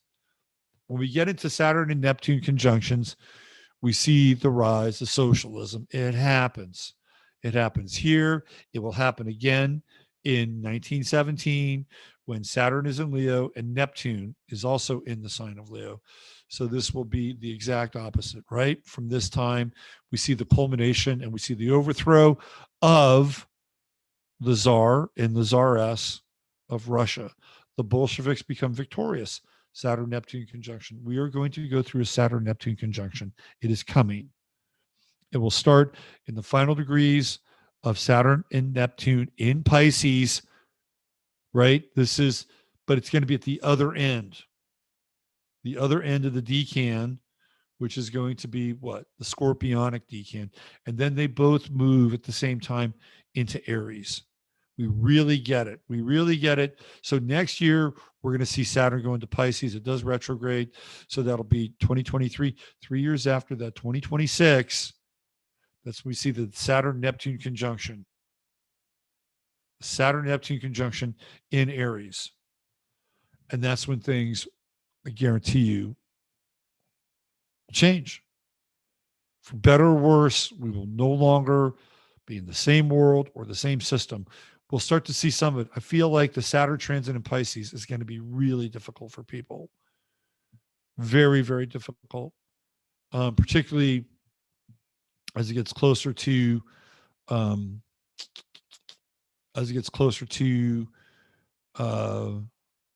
Neptune, obviously. Yeah, this is going to be that 6 year period. That 6 year period, Saturn in Pisces, Saturn in Aries, those 6 years are going to shape our world unlike any other time. Go back to this time, the world gets shaped. Now, the other thing that's going on here is Uranus and Pluto. By the time we get to 1851, right, Pluto's in the final degrees of Aries and Uranus is moving into Taurus. And then not long after that, Pluto will join Uranus and Taurus. And what do we have? We have really the uncovering, and I believe right now they're uncovering during this period. Uranus and Aries is very innovative. So I feel like what they're doing is they're uncovering technology during this time. You also have this very radical embrace of the individual, for better or worse, right? You will see this bifurcation of the individual take place on two levels. One, you'll have this whole idea of manifest destiny, and Horace Greeley, who was one of the publishers, one of the main publishers of Karl Marx, by the way. Horace Greeley will say, go west, young man. Go west, right? Manifest destiny, this whole idea that the West will meet its ultimate conclusion, the ultimate kind of march of history and time will end on the shores of California. That's part of this. The other part of it is also this more radicalized idea of the individual, which will come through Marx and will come through this system. And I'm really focusing on that part tonight because that gets baked into the reset. This whole ideology of Neptune and Saturn, where the system becomes fluid, right? It becomes fluid. And during this time in particular, 1848 and beyond, when Uranus gets closer to Pluto here, we have this idea, these ideas of Marx become baked in and radicalized. And they're so when we look at this idea of the reset, these ideas of what takes place in France and Germany, the revolutions of the world are all part of the reset. It's all part of the shaking up, the disordering, and the reordering of the human spirit. So we can't get out of this idea that whatever happened during this period of time of the reset, and we're in the reset again. This is the same nomenclature that we've used now for what took place during that period, the 1845, 1846, 1847, 1848 period, where these revolutions are put into play. On the other side of it, it gets baked. So this idea of socialism, Das Kapital, the ideas of Marx, the ideas of Engels, and the ideas literally of people like Antonio Gramsci and Paulo Freire, they're all baked. They're all baked into the system. So this idea of the reset isn't really capitalistic. Even though they have the second industrial revolution, this idea of the reset is in a lot of ways, is more fleshed out and aligned with the ideas of revolution. And it does become this revolutionary period because they're going to introduce technologies or reintroduce technologies in ways that become much more commercialized. Let's go to the revolutions of 1848. I'm going to show you what I'm talking about. Remember, this is the same year where Neptune and Saturn are in the same sign. They're in the sign of Pisces. And we will eventually become part of that transit once again, right?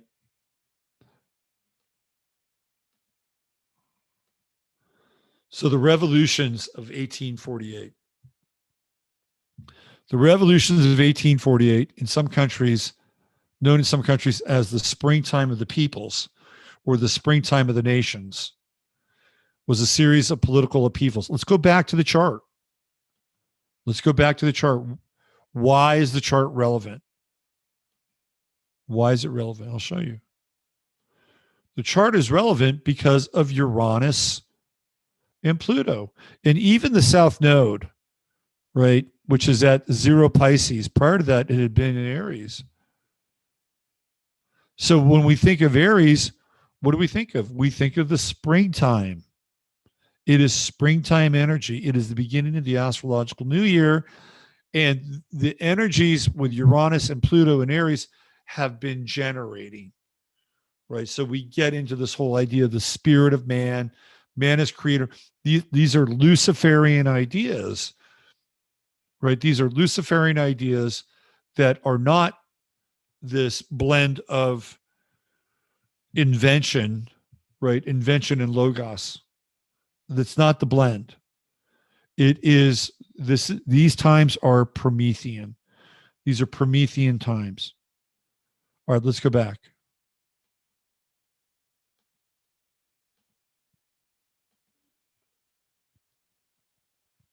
The revolutions were essentially democratic and liberal in nature, with the aim of removing the old monarchical structures and creating independent nation states envisioned by romantic nationalism, Well, when you look at who was behind the revolutions, some of the monarchical states were sacrificed, but really a lot of the monarchs were behind these revolutions. And I've talked about this before, because what do they want to do? They want to create the nation states and still stay in power. This is always the hidden hand behind the scenes. The revolution spread across Europe after an initial revolution began in France in February. Over 50 countries were affected, but with no significant coordination or cooperation among their respective revolutionaries. Is that really true? If that's true, then we can certainly look at astrology as being a cipher and a map as to how and why this is happening based on these energies. But I do believe that there was coordination. I do believe there was coordination. Let's keep going.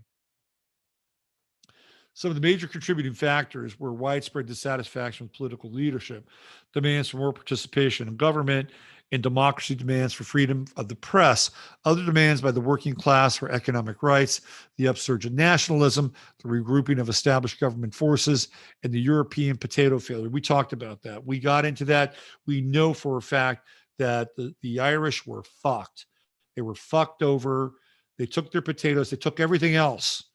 They took their butter, they took their honey, they took their lambs, they took everything else.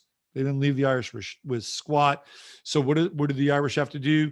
They have these massive migrations, 1850, 1851, and I guess they're able to spread the potato famine all the way across Europe and not just England. Triggered mass starvation, migration, and civil unrest. Manufactured.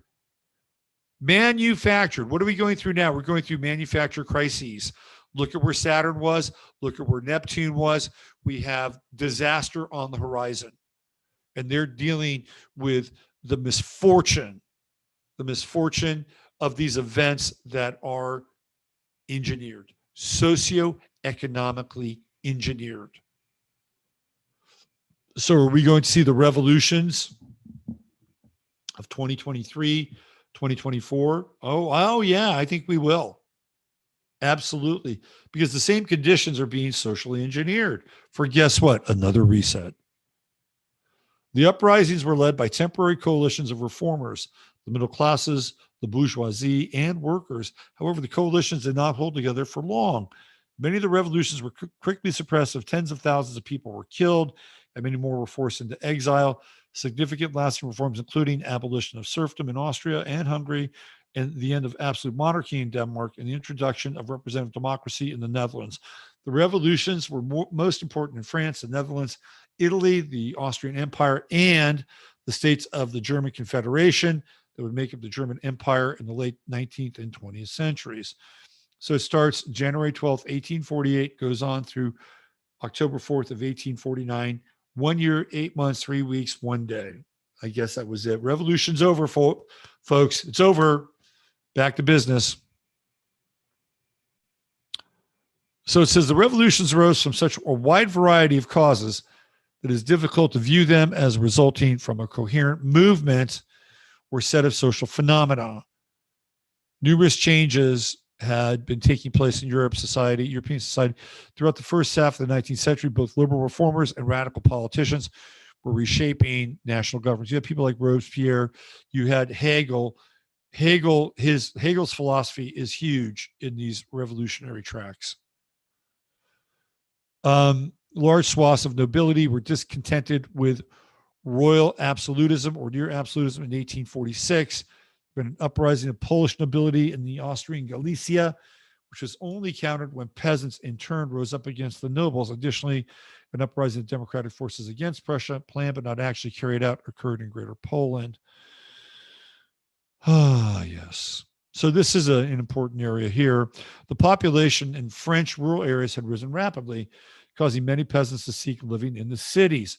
You're going to see a reverse of that. You're going to see a lot of people living in the cities want to go back to rural and agricultural strongholds here in the West. Many in the bourgeois feared and distanced themselves from the working poor. Many unskilled laborers toiled from 12 to 15 hours per day. When they had work, living in squalid, disease-ridden slums, traditional artisans felt the pressure of industrialization, having lost their guilds. The artist guilds were important because they were bonding together, and they were people that could do things. Like the artist guilds they weren't just people that could paint and do frescoes and do sculptures. They knew how to do shit, right? So the artist guilds became very, very powerful, and they were taken down. And you can see sort of the beginnings of these Aquarian ideas with the artist guilds.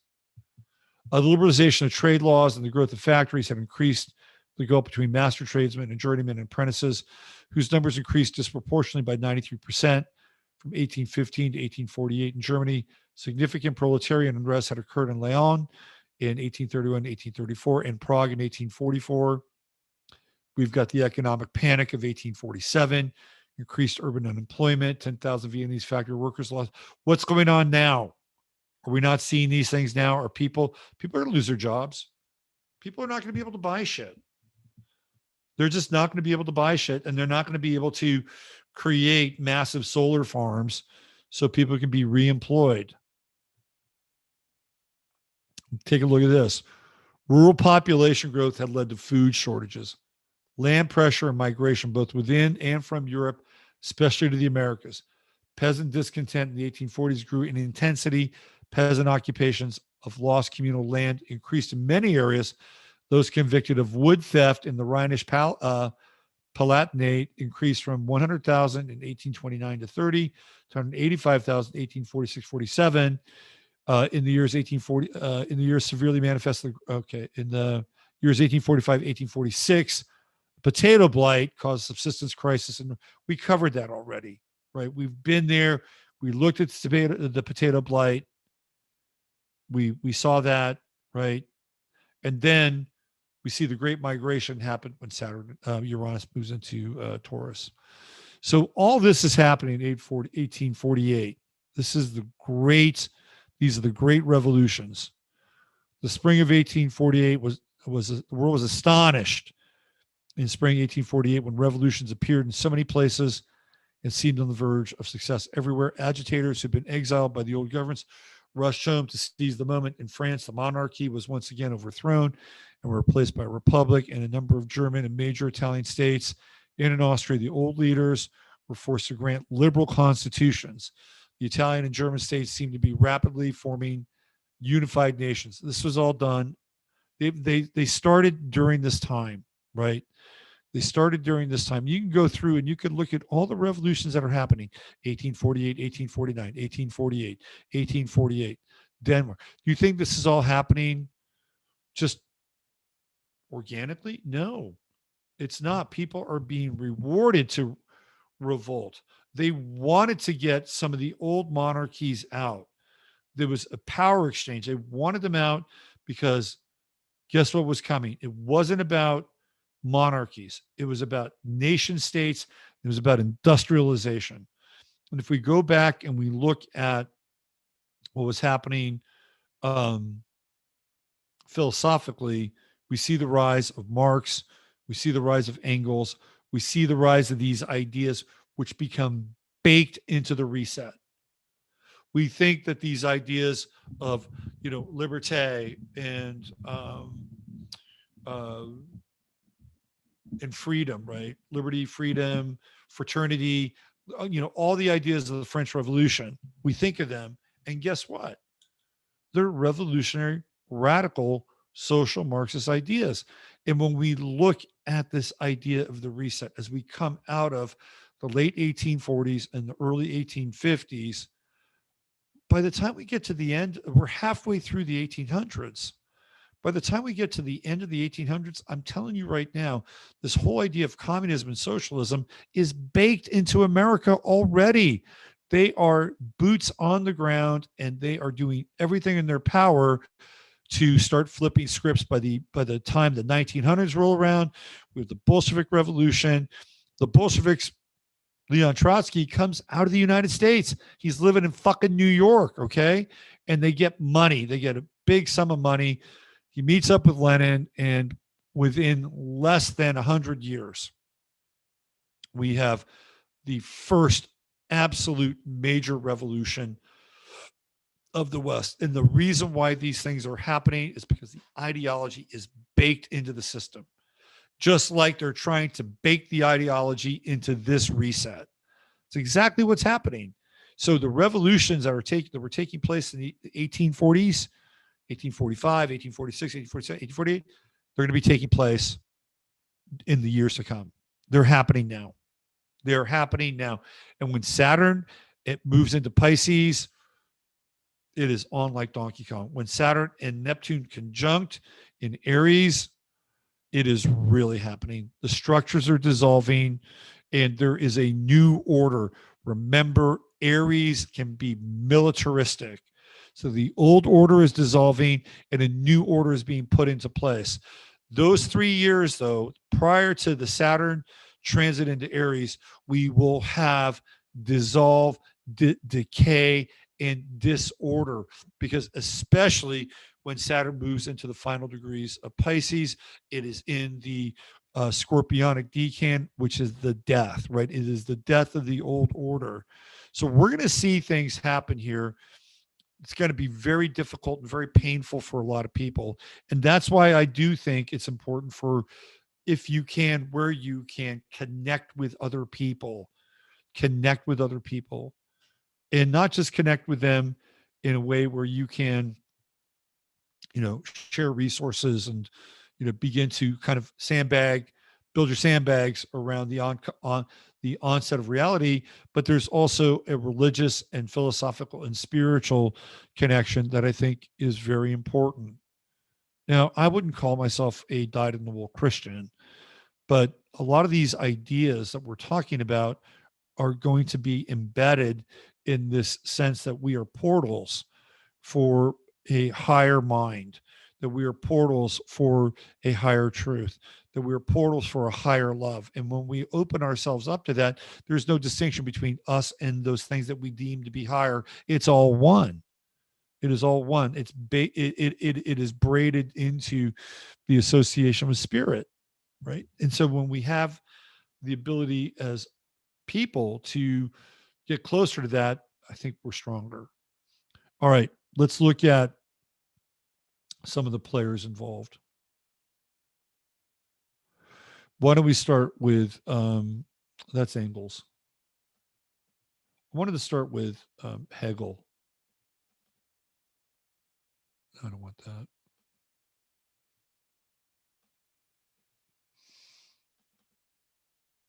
All right, that's Fieri, not Guy Fieri. Oh, there's that. What's this one?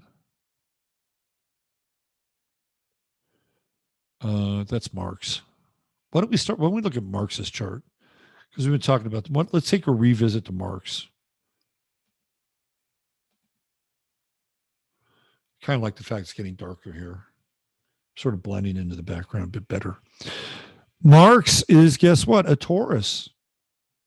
I tell you what Marx is all about. He's all about Marx. He's about comfort. The dude wants comfort and money. Right? Sun, moon, true node, all Taurus. He's going to be into resources. He likes money. Marx likes money. He's into it.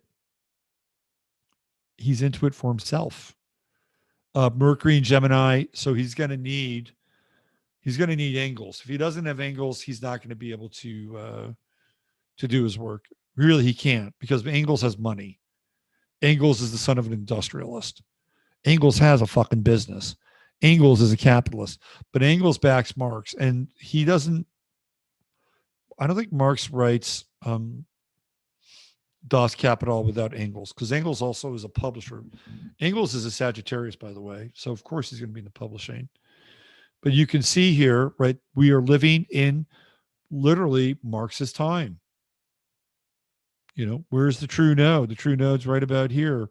Where's Uranus? Uranus is, so, once, Marx has the fucking true node in Taurus, right? So we're living in a Marxist timeline now. Literally, we are living in a Marxist timeline. His midheaven is in Sagittarius, so you're going to see angles right around here up in his chart. And Marx wants to get his ideas to a larger audience. He's got Jupiter in Capricorn. and he has Sun trine Jupiter. He's got Moon trine. He's into comfort. The dude is into comfort. Marx was not into suffering. I'm telling you right now. He was into maybe making other people suffer, but he was not into suffering. Look what we have here. Saturn, where is it? It's in Pisces. Where are we headed? Saturn in Pisces. When the revolution was on, right? When those revolutions of 1848 were on, where were they? In Pisces. So what was Marx doing? He was going through his Saturn return during those revolutions. Hello. Marx was getting switched on during that time. He's got a Saturn-Pluto conjunction. It's a wide conjunction, but it's a conjunction. And what does Marx want to do? He wants to overthrow shit. He wants to overthrow the existing order. He does want comfort, though. And he's got Mars here. He's got a Mars-Pluto trine. So guess what? He has the impetus to do it. Does he have the endurance? I don't think so, because he was lazy. Marx was a lazy fucker. And, he would work a lot sometimes, then he wouldn't work, which is very Mars and Cancer, on, off, on, off. If it wasn't for angles, Marx would not have been published. He would have been very content to write a bunch of articles. That's Mercury and Gemini. He liked writing articles. And he would try to do newspapers, and he would almost always fail until, guess what? Angles would bail him out. He's an Aquarian rising. What do we know about him? He's a disturber. Marx is a shit disturber. He's disruptive. 22 degrees. Where's transiting Saturn? It's right there, right now, conjunct Marx's part of fortune. So we're looking at the Marxist system being in play, right? Conjunct his ascendant. And every time Saturn's been in Aquarius, we've had kind of a neo-Marxian time. Just go back and look at when Kennedy was assassinated. Saturn was in Aquarius. And what happened? We had the New Deal, not the New Deal. We had the Great Society, the War on Poverty. Boom, right? Marx was rolling in his grave. He was doing the lambada in his grave during that time. It was a good time. It was a good time if you were a Marxist, because you saw what was happening. The United States was becoming socialist. Thank you, fucking Johnson. And even with Neptune and Uranus, right? Those are revolutionary energies in Sagittarius. We saw Neptune and Uranus when was it during when the millennials were born, right? When the 90s, the bulk of the 90s, we had Neptune and Uranus and Capricorn. And you can see here philosophically that Marx is going to lay the tracks for the overthrow of the system. Right? This is what he's doing exactly. And he would work with Mars. And I'll work. But then if he didn't get paid with Jupiter here, he'd stop working. Marx was lazy. He liked to write the articles, the Mercury and Gemini stuff. But when it came to the publishing, he wouldn't have done it without angles. Here, I'll show you Angles' chart. Oh, things are getting a little. I'm gonna have to turn the lights on. Where it's getting dark. Remember, like when a guy was shot in the old Wild West movies. It's getting dark. I'm having a hard time seeing the light. Can you turn the lights on? Should we tell him that the lights are on? No, it's okay. Okay. Can you turn the lights on? Yeah, we'll turn the lights on for you. Okay. It's getting dark in here. I can't see much. This is exactly, I think, what happens. All right, let me turn the lights on for the poor bastard. Hold on. As I pry myself out of this chair.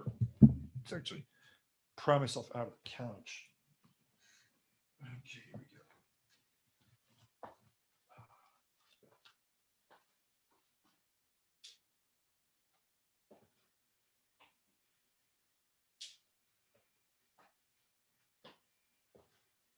Okay. Man, you sit for a long time, you get all fucking stiff. Ugh. It's not good. Not good to sit. But I don't have a pop-up desk, as I lurch back into. Isn't that better? Now I'm not on the periphery of death anymore. Let's look at the Angles chart. Okay, we're doing almost 2 hours. So, oh, that's Marx's chart. Hold on. And let's see. Here's Angles chart right here. What was Marx's midheaven? Like 10, 12? Here, let's go back and find out.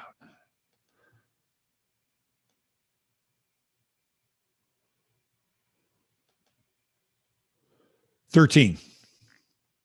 13 Sag. Yeah.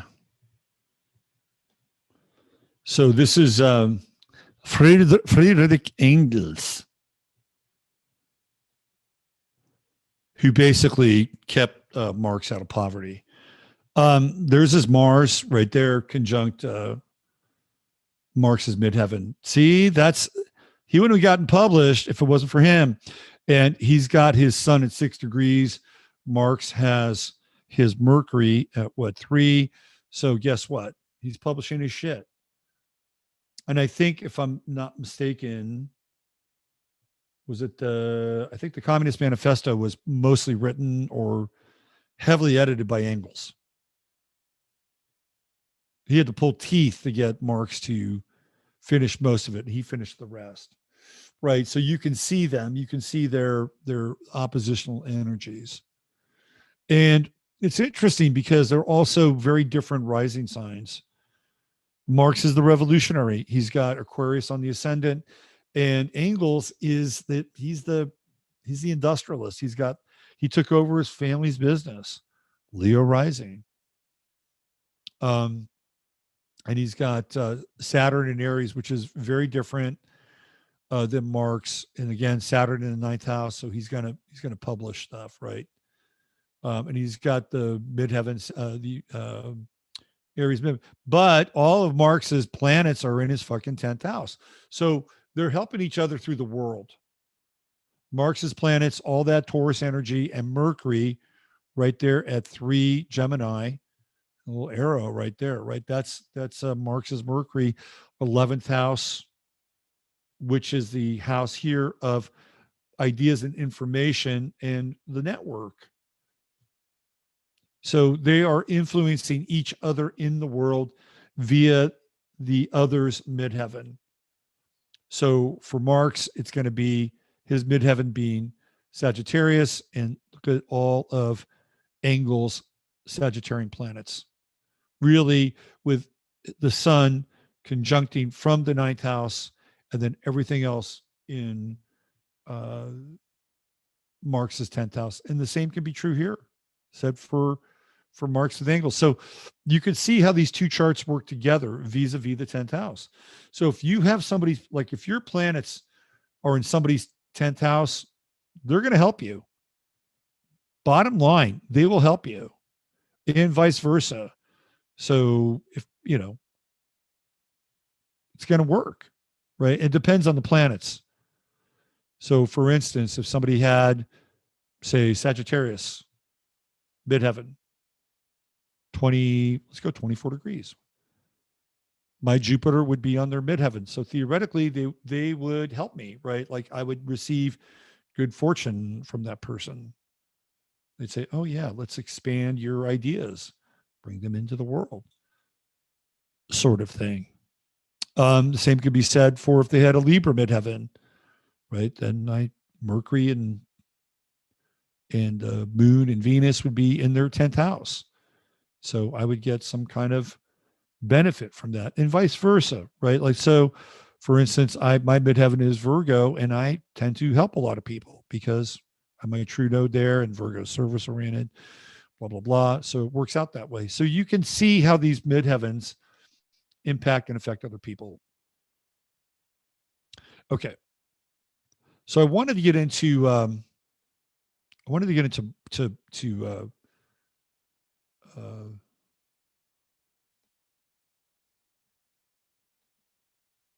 this other chart.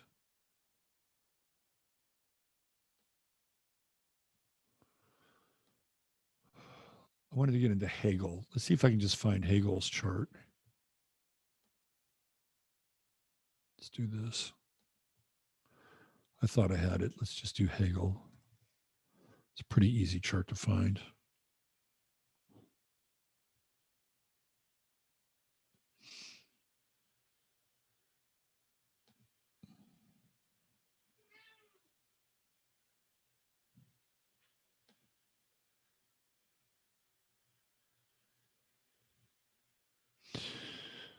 So we don't have a time for Hegel, but we do have time for Hegel. We just don't have a time for it. Oh, that's not it. Whoops. Whoops. Wrong chart.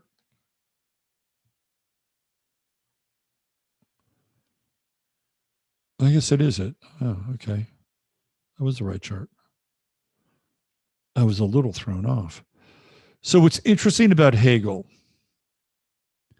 and Hegel sort of creates the foundation for the ideas of these revolutions.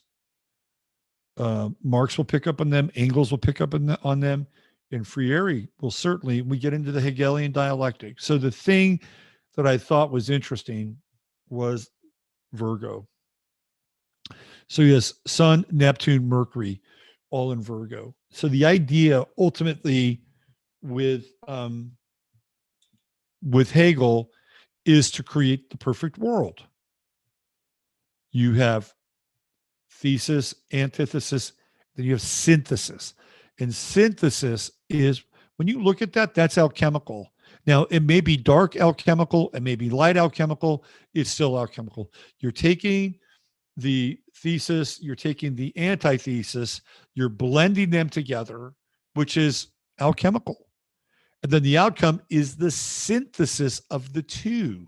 And then when you have the synthesis, theoretically, what you've done is you've taken the dross out of the thesis, you've taken the dross out of the antithesis, you've blended them together, and you create a more distilled and pure version of the two called the synthesis. And you can see that to a large extent with Hegel's chart. Sun Neptune, right? That he is somebody that is working through Virgo, which is problematic. You will see this both with him and Paulo Freire. They're both Virgos. And so what they both see is what's wrong with the world. That's what Virgo does.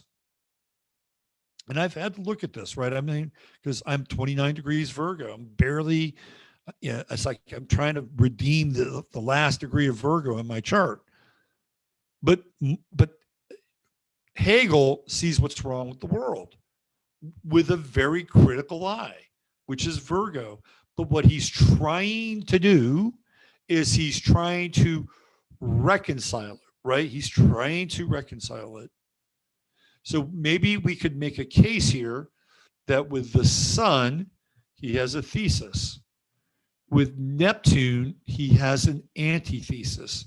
And with Mercury, he has the synthesis. What does that mean? That Mercury is the written word, that the crisis of identity, the crisis of the social self is resolved through the blending of these two, and it is through the enunciation or the articulation of the process through Mercury, rulership in Virgo, right? That the resolution or the synthesis between seeing the problem, being understanding it, right? The thesis is, I exist and I exist in an imperfect world. And then through the antithesis, which is Neptune, it's the blending of the two, and you come out on the other side. Now what do we have? We've got a grand trine here, right? So we have Pluto in, guess what? Capricorn. So through Hegel, we see the whole Pluto and Capricorn dilemma, or we see it like distilled, synthesized, and the hierarchies, the structure and the order of society in the world. It doesn't begin with Hegel, but it's pretty damn close, right? And then we also have, guess what? Our friend in with Uranus and Taurus. Right there, bang on, Uranus and Taurus, 15 degrees. Kind of where we are now. Pretty damn close, right? So his sun is at 4, his Mercury is at 13. Mercury is part of the grand trine. So in his chart, in Hegel's chart, this is where the synthesis is taking place. It's with Mercury trining Pluto, trining Uranus, right? We have generative energy with Pluto. We have radical reformation energy with Taurus. And he's able to articulate and enunciate that, right? The T square is coming into play with Jupiter right there at 14, Sagittarius, and then Mars at 14, or it's 8, 8 Gemini. So really, the Sun and Neptune are kind of more into that T square.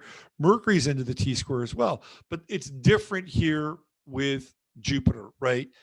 The Jupiter T square to Mercury is about ideas, like opening up the ideas. And we have Jupiter, pretty early degree, well, mid degree, Sagittarius.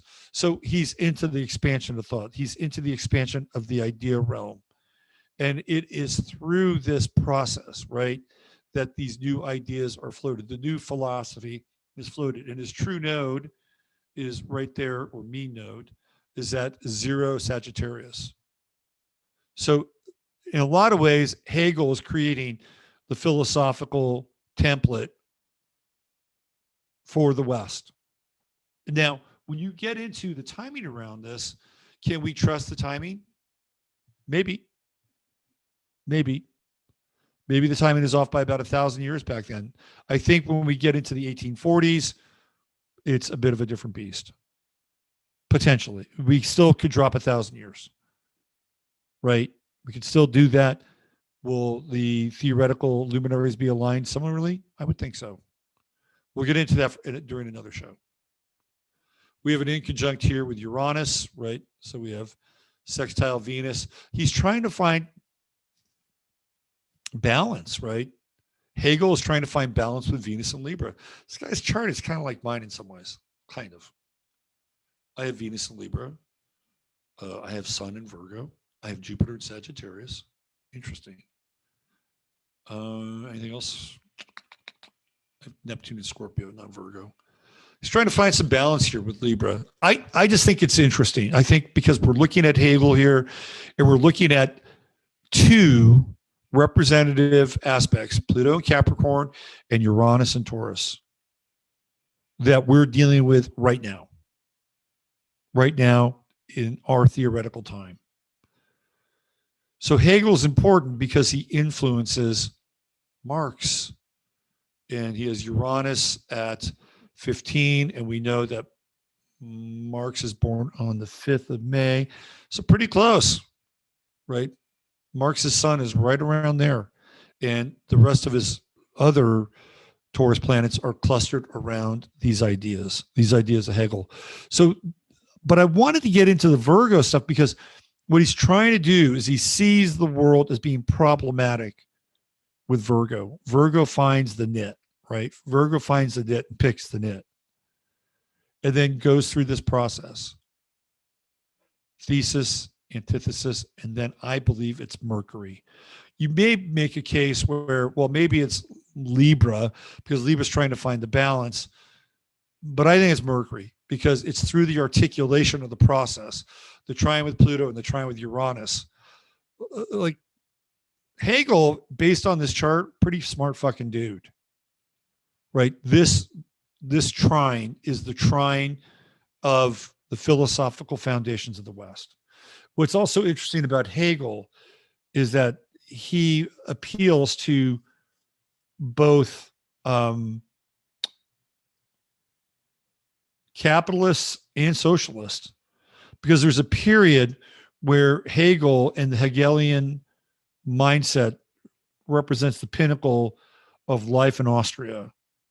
But then he also represents this other kind of gestalt where things are beginning to fall apart, and his process is used as a dialectic, right? The dialectic becomes part of the socialist, communist, and I guess we could even throw in the communitarian mindset now. It's a fascinating chart, which has reverberations both in the near term which will be picked up by Marx and Engels, and in the long term, because it becomes baked into this idea of the dialectic. All right, so I'm going to look at Freiere's chart, and Freire is the father of what we call, modern educational epistemology. How about that for a mouthful? Let me see if I can find this chart again. By the way, I hope you're enjoying tonight's presentation, as it were. Okay, so let me give you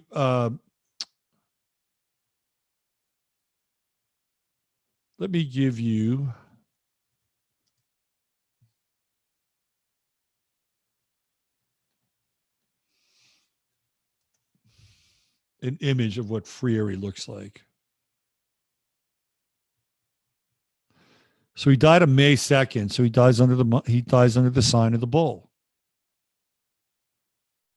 He dies under the sign of Taurus, which is interesting.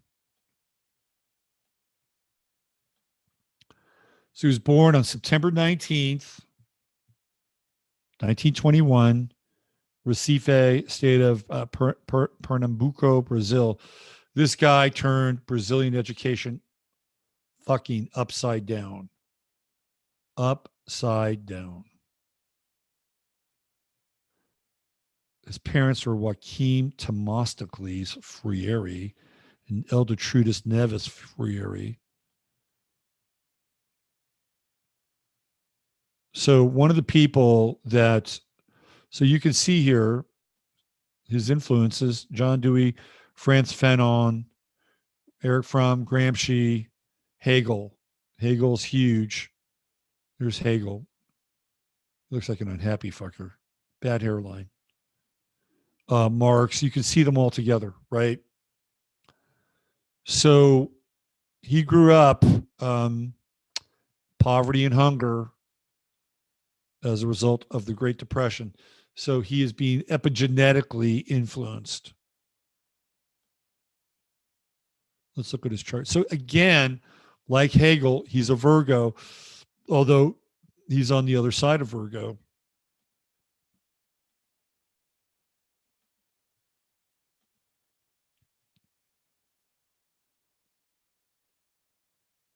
Let's see what we got here. Oh no, that's Hegel again. My bad. That is the Hegel chart. Come on, Grant. Come on, Freire. That's Engels.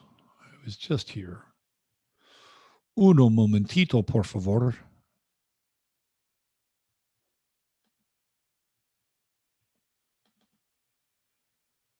That's Marx.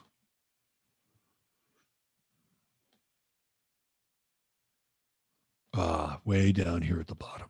There it is. Glad I have to go run and chase after it. So here's Freire. Again, we have a Virgo. So he's trying to understand. There's the sun at 26. Now, he has something similar to Hegel. Now, Hegel would have Neptune here, right? Conjunct the sun. But Freire has Saturn. So he's going to feel and identify through the same sort of vector of Virgo, although different degrees. Third decan, he'll be in the Taurus decan, whereas Hegel was not. So Hegel was, I think, first decan, so Virgo decan. Anyway, so he identifies with the issue, identifies with the suffering. He identifies, Virgo always sees things, by the way, in lack. It's not going to be the same as Pisces, the opposite sign. Pisces is about possibility. Pisces is what if, right? Let's not jump to conclusions. Let's not judge things. Virgo is show me. Virgo is connected to the material world, but it's in the intermediary place where you get into the idea of things like distribution and production.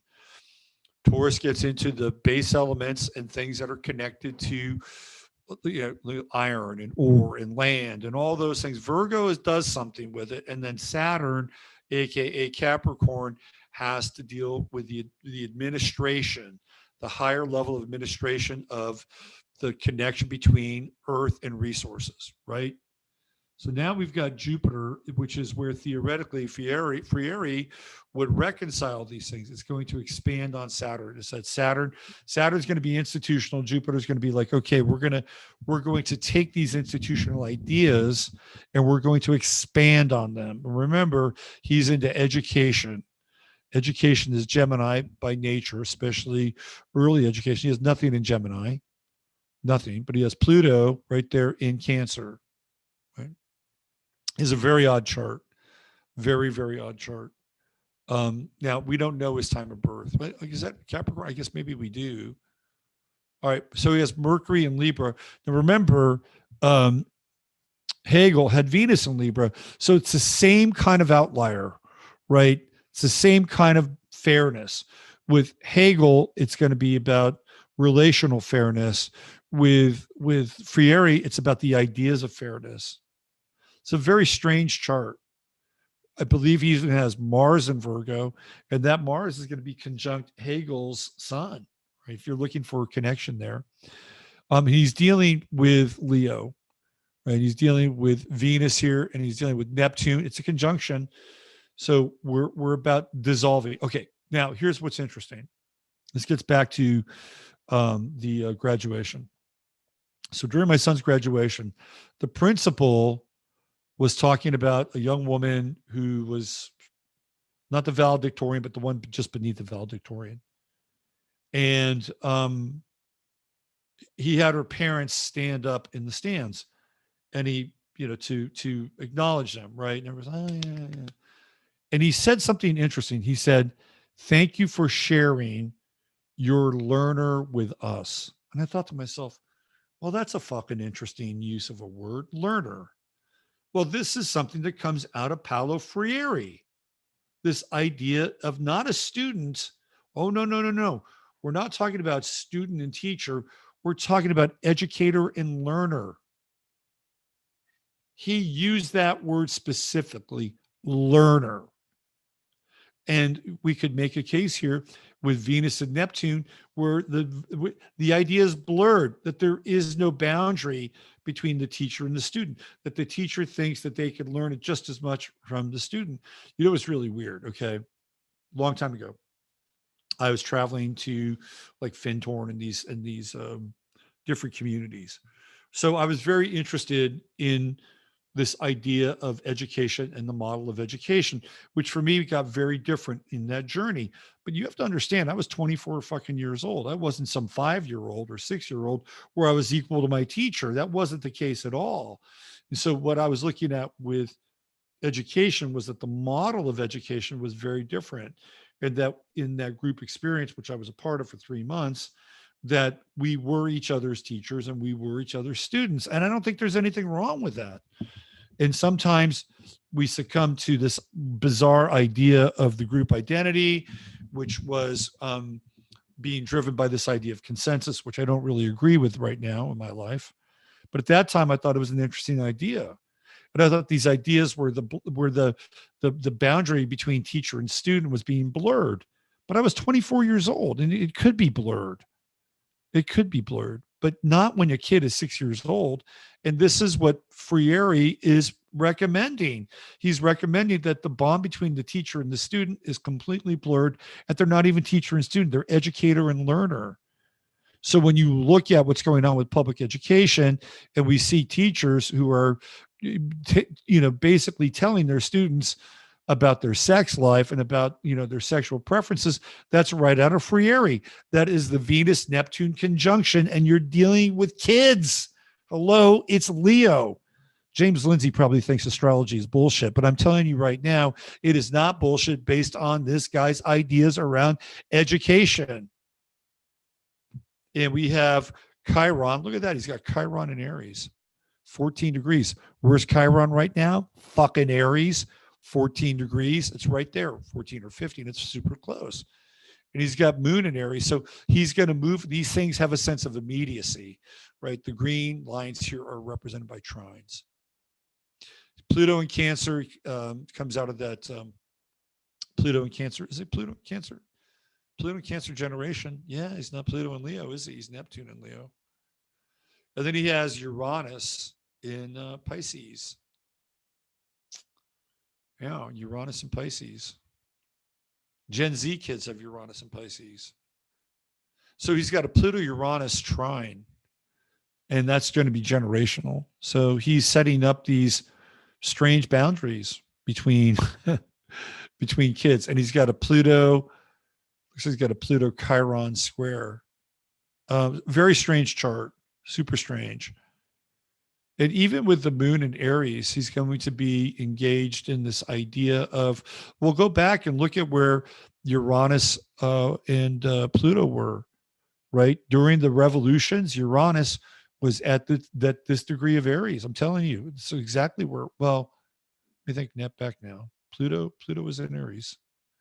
Uranus was at 15. Pluto was a little bit before, so it was Pluto. Pluto was in Aries. Uranus was at that time during the revolutions of 1848, right? Uranus was conjunct his Chiron. So Frieri is a very modern education. I'm telling you, when that guy, when he said, thank you for sharing your learner, he didn't say student. He didn't say child. He didn't say daughter. Thank you for sharing your learner. This is right out of fucking Paulo Freire. His educational system is now baked into ours. This is significant. And you can see that in some ways it is very much like Hegel. Hegel, we've got Sun, Neptune, Mercury. Freire, Sun, Saturn, Jupiter. But the real shebang winner right there is Venus, Neptune, and the blending, that there is no difference between the teacher and the student, that we have to be able to educate children so that they have a social context and a social theory and a social dialectic, because we are educating them to have a social consciousness. And I'm telling you, it's because he's a fucking Virgo. He's a Virgo. He sees what's wrong with the world. He doesn't necessarily see the potential. He sees what's wrong, but then with Jupiter here at 29 degrees, he's going to expand upon the possibility. The possibility that the individual, like Freire, the individual can understand the restraints, the social restraints, understand the dialectic around power, but resolve itself with a more expanded social context. It's all about him. It's in his chart. His teaching, his ideas of education are baked in his chart. And it all starts with Hegel. And we take pit stops along the way with Marx and Engels. We can see the synthesis, right? The synergy between them. Without them, neither one of them is like equally vital or productive. Engels is just the son of a fucking industrialist, and he can't slum around with Marx. He slums around with Marx. He loves Marx because Marx is not him. Marx comes out of a non-rabbinical tradition of Jewish scholars. His family rejects the rabbinical tradition. In fact, Marx used to knock Jews. He used to knock them. He had. It's funny. He had contempt for Jews. Very strange. Okay. It's 9:00. We started at what time? 6, just after 6. So we're winding down here. Why don't we stop here? You know why? Because next week when we meet on Sunday night, that Mars-Neptune conjunction, I'm sorry, not Mars-Neptune, but the Mars-Chiron conjunction, we'll be able to talk like almost directly about it. Why don't we stop till, we'll put that on the back burner. We've covered a lot of ground tonight, a lot of ideas, and a lot of, I think, pretty interesting synergy with these charts, and the idea that this system was baked in. When we moved into a reset, which we did, the system baked it in. It was baked in, and it was like, okay, we have a reset, and it's not going to be about capitalism. It's not going to be about industrialism. We'll use those things to make money. We'll use them to make money. We'll use them to use people as the AI of the time to help us make the money. But at the end of the day, it was really about none of that. None of that. It was more about the ideas that would be promulgated during the latter part of the 19th century, and clearly in the early part of the 20th century. And guess what? Those ideas are recirculating, coming back around again in the midst of what? The Great Reset. There we go. All right. Come see me tomorrow, 15 Minutes of Flame. We'll talk more about this and other things as well. Thanks for being here. I appreciate your support. Don't forget to hit subscribe and ring the bell. If you do want to get a reading from me, there is a very particular thing that you can do. Please do this. When you go to my website, and I'll take you to my website right now, you'll see services, right? And there is a number that you can call once you purchase a reading. And I'm going to put a video on this page tomorrow, right? How to order. That is the number right there. If you need to get in touch with me with email as a backup, that's fine. But you can call this number. Boom. You call that number once you get your reading. I will book you. This is the closest thing to doing this in real time as you can get, right? And the same number is also here on the home page. It's right there. I'll highlight it. It's right there. See that same number? That's on the home page. Feel free to call that. The call gets forwarded to me. That is, so if I call you back, it won't be that number. It'll be, who's this? It'll be me. All right. There you go. Thanks for being here. Big love to all of you. Appreciate every single one of you. Without your connection and participating in this experience, wouldn't be able to do it. Obviously, I'd be talking to a wall. It'd be just me, totally solipsistic. And Jasper, who's not even fucking here. You're not even here tonight. He'll be here tomorrow. All right. Use your head in order to discern what's real, your heart to say what's possible. I'm Robert Phoenix. Take good care. Enjoy the rest of the night. It's not midnight. God bless. Bye for now.